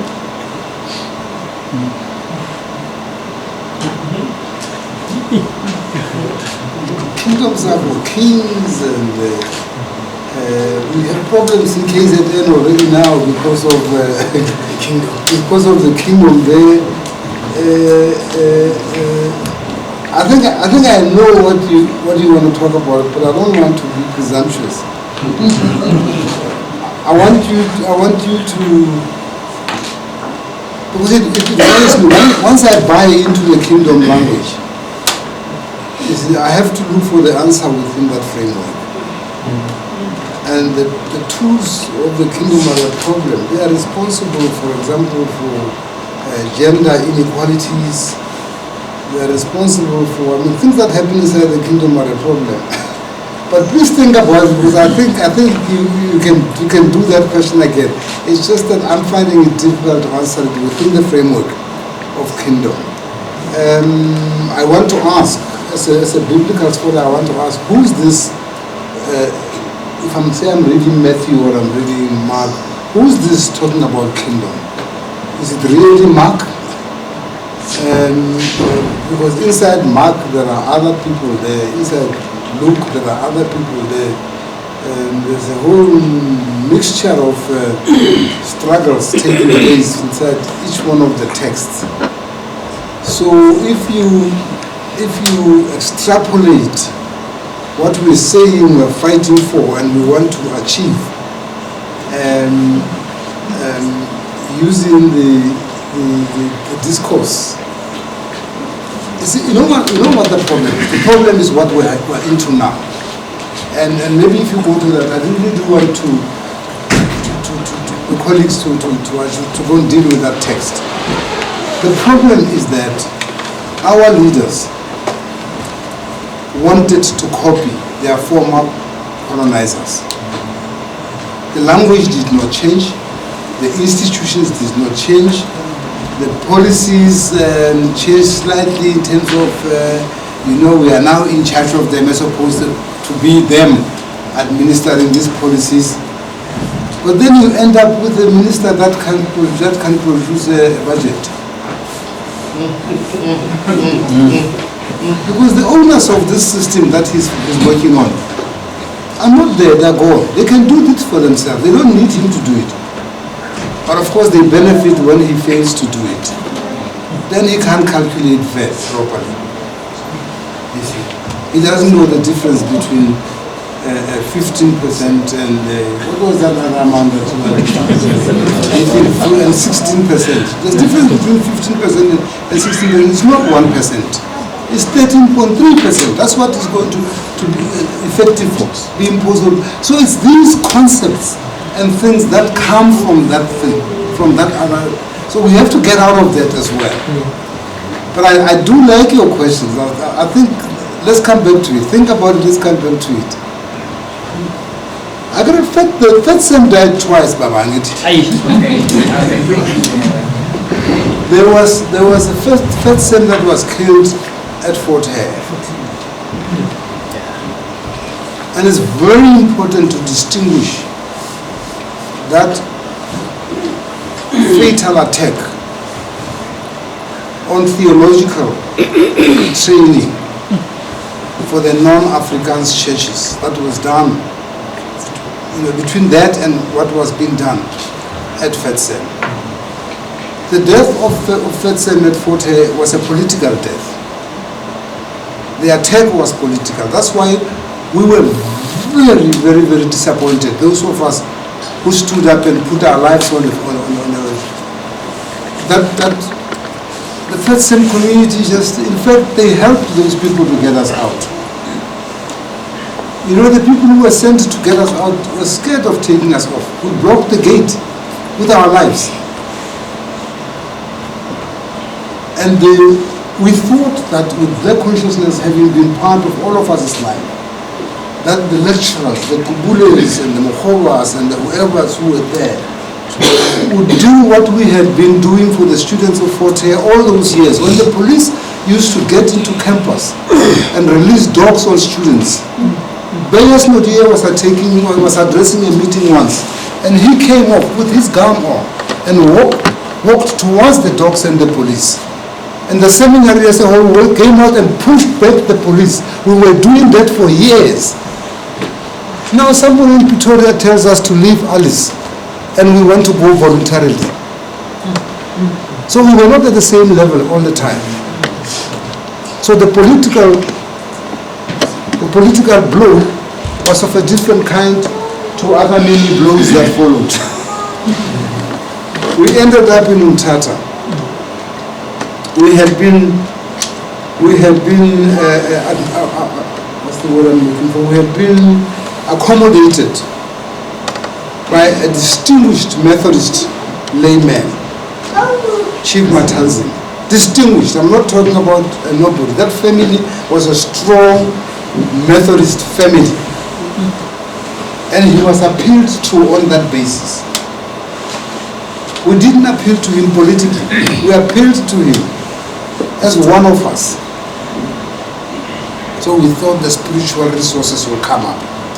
They'll make him look and check and talk to our people. We moved, it's not easy to pack up and go.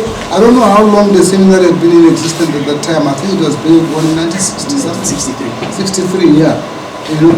And now it was 74 when we were thrown out of Fort Hare. It was 73 and then we left in 74. Then we left at the end of 74. So we thought that it was a brave move on his side to defy the apartheid state and to give us accommodation. Because in the apartheid time, you get arrested even for being sorry for somebody else. Okay? Now they should have known that better. And he had power. And why did he throw us out? Because we held a commemoration service for Sharpeville, for the Sharpeville event. So he gave an instruction for us to be expelled, or he expels the seminary. So that was the second death. Of course, they took a stand because you see, they had failed us at Fort Hare. They had sided with the establishment. They locked us up for a week in the Anglican chapel and went away. We had no food, we had no water, we had nothing for a week in an Anglican college chapel. And then one day somebody came and opened. And on our own we had to come to Mthatha. So they took a stand and said, no, we're not disciplining them, we're not throwing them out. And then he threw us all out. That's how we ended up here, down the road. So, I mean, that's two and a third deaths. 1 1/3 deaths. One full death, and the other two small deaths in Tata and this place here. And then something more sinister happened here.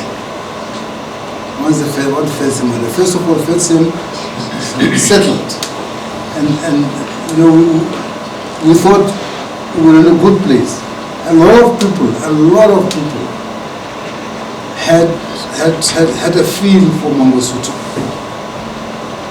Had a feel for him. He came across well. Now people come across well, bro. People do that. They come across well.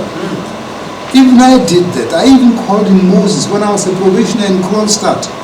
And he came to speak. And he didn't speak like he was a stooge of the apartheid regime. I was a young minister there. I think I was 22 years then, 23 years or 22 years ago. And I was allowed to do a vote of thanks. I called him Moses.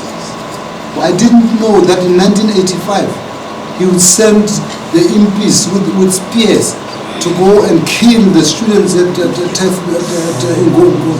They killed them. They got into the dormitories and they stabbed them with spears and killed them in 1985.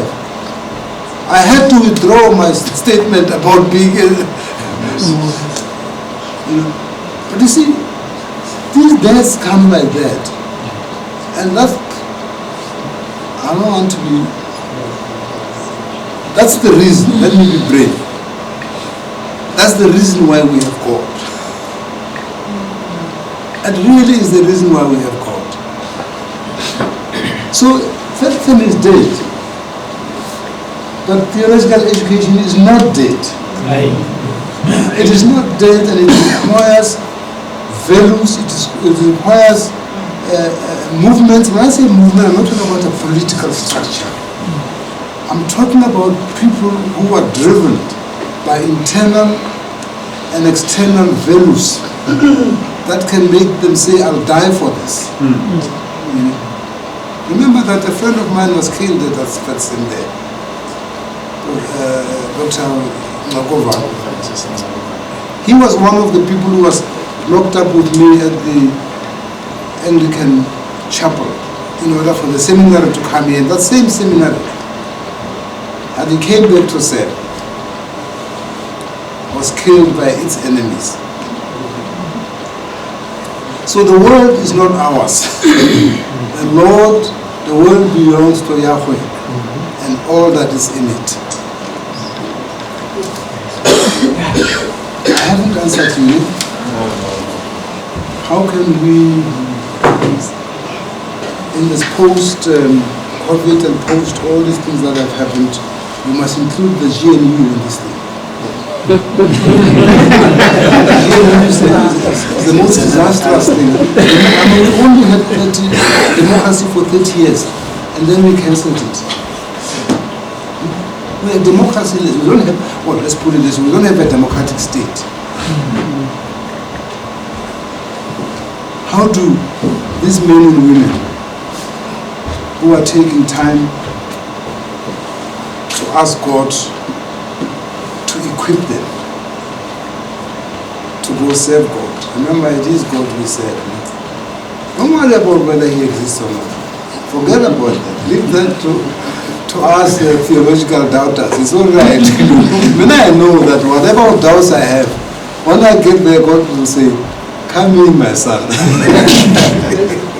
Your seat is prepared for you here. I don't need to forgive myself now while I'm alive. I have God. So, no, that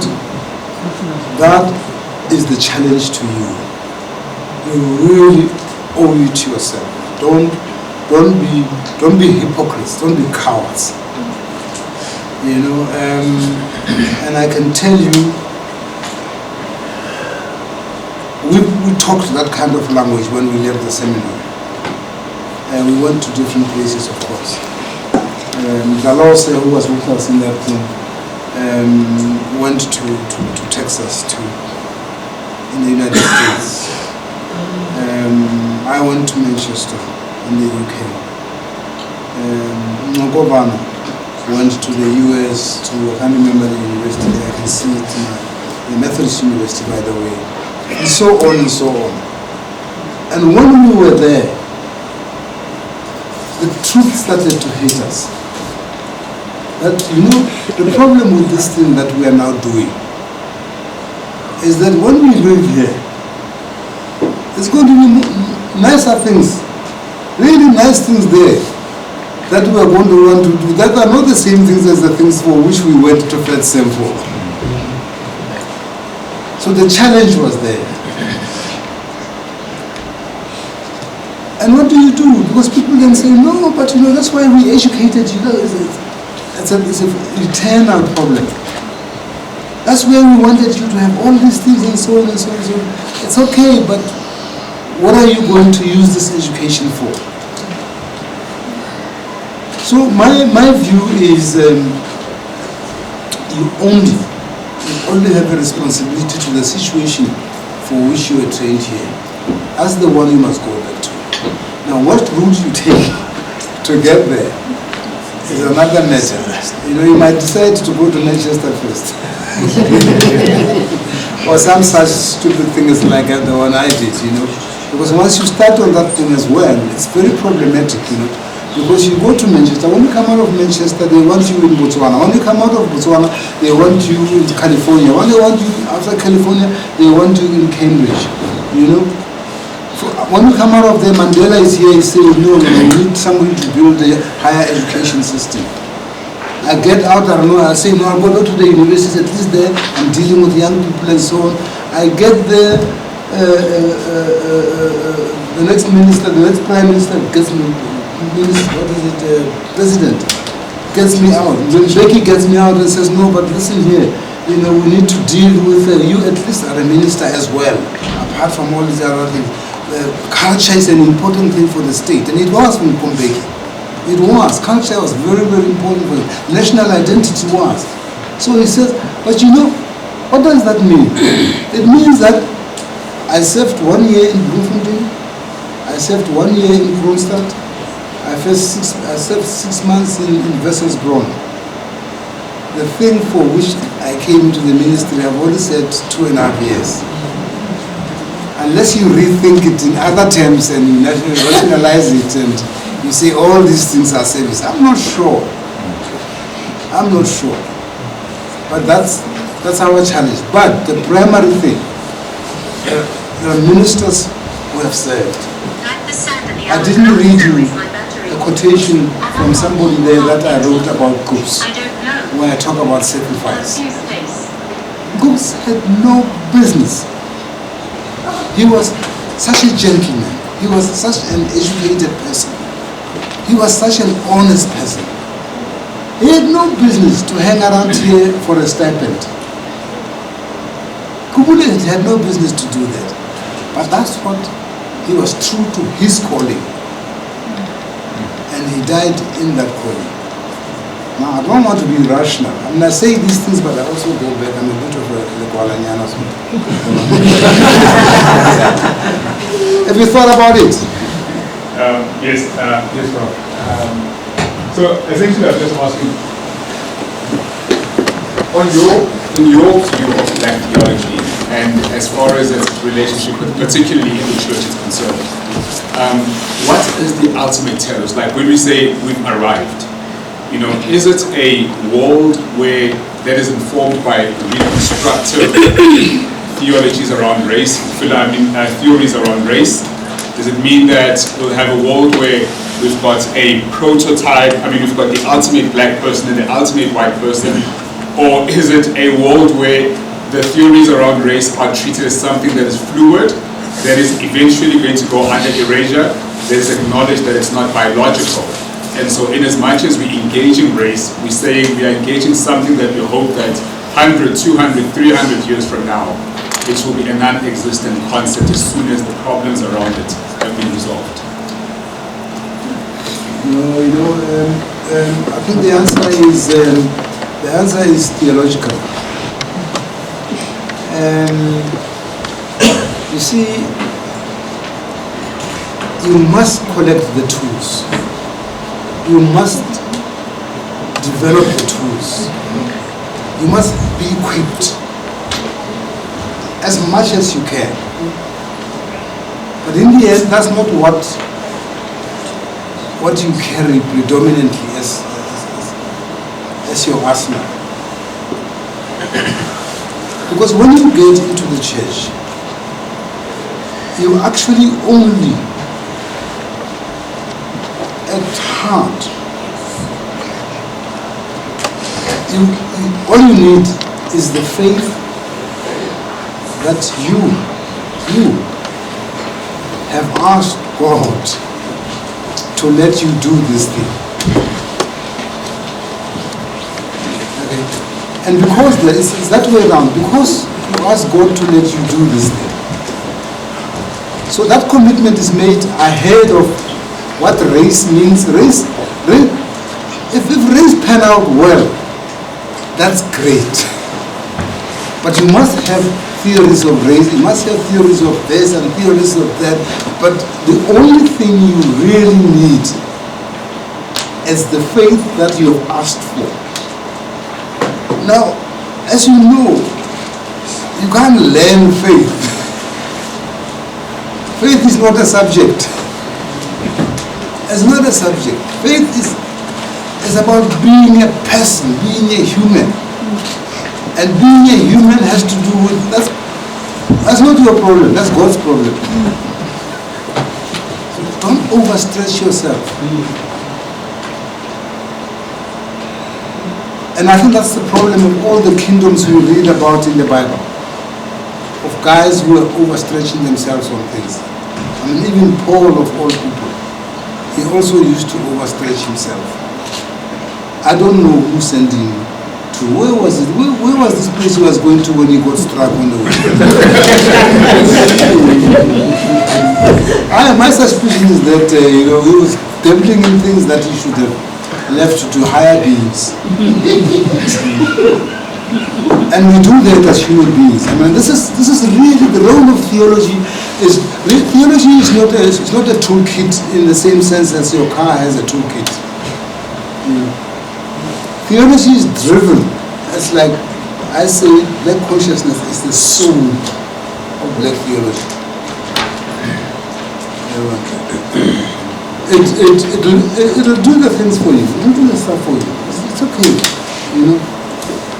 It really is okay. You're fine. You're fine, colleagues. I went to a service this afternoon and I said, oh, God, you perform wonders. Look at where I am. Listen to what I'm listening to. I had a moment in that service this evening. Had I been back home, what day is it? Is it a weekend already? It's a Tuesday. No, I would have been one. It's Tuesday.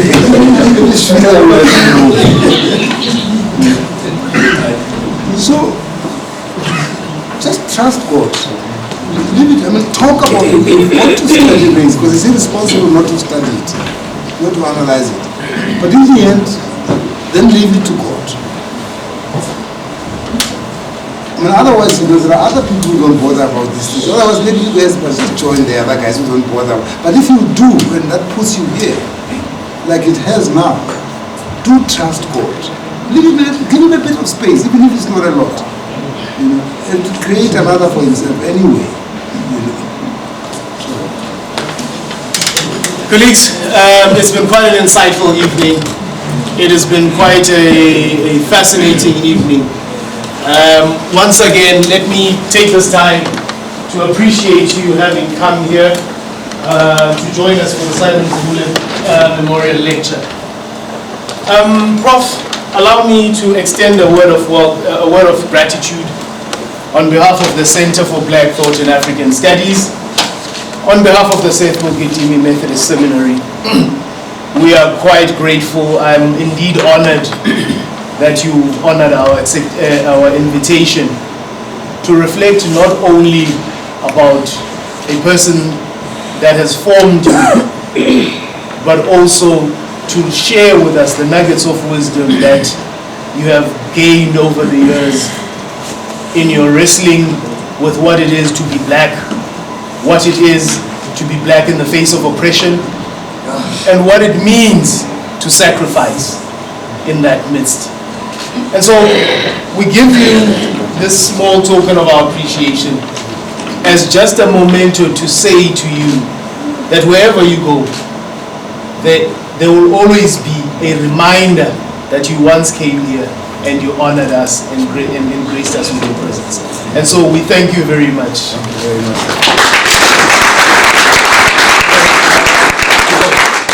I have to declare this. I work for government. So if you could tell me what the value of this thing is. We were a very small center. It's nothing worth declaring. No, I'm actually an independent. I'm not really great. I'm working for them, but I'm not employed by them. And so, colleagues, I think at this time, is Reverend Michelle Henshaw? Oh yeah. I think at this time it is quite opportune that we ask the Reverend Michelle Henshaw to close for us in prayer, but also to remind us that there are some bit of refreshments that will be served at the cafeteria. I ask seminarians, as it is our custom, that we allow our guests to share in the table first, and then we will follow up later. So again, Reverend Hensrod, may you please close for us. Loving and gracious God, we thank you for this moment that we've had to reflect and pause on the life of one whom you had given to this world as a gift, but in particular to the Methodist Church of Southern Africa. We thank you for the many good memories we hold of Simon Gqubule. We thank you that even today he still continues to speak to us, albeit through various forms and various modes. And this evening you have used your servant Gqubule Mosala to do just that. And so we thank you for this moment that once again reminded us who we are, who we're supposed to be. That helped us to shape and helps us to shape our thinking of who we ought to be now and even tomorrow. And so we thank you for this reflection, which has reminded us again that there is a God who creates, a God who recreates. And so we give you thanks for this moment, that we have been able to sit again at the feet of one who has shown through his life what it means to be a follower of Jesus. And so go with us now as we go to our respective places, and help us always to be conscious of who we could become, looking back at those who had helped to shape and form the church, theological education in the now for us. We pray this in Jesus' name and for Jesus' sake. Amen.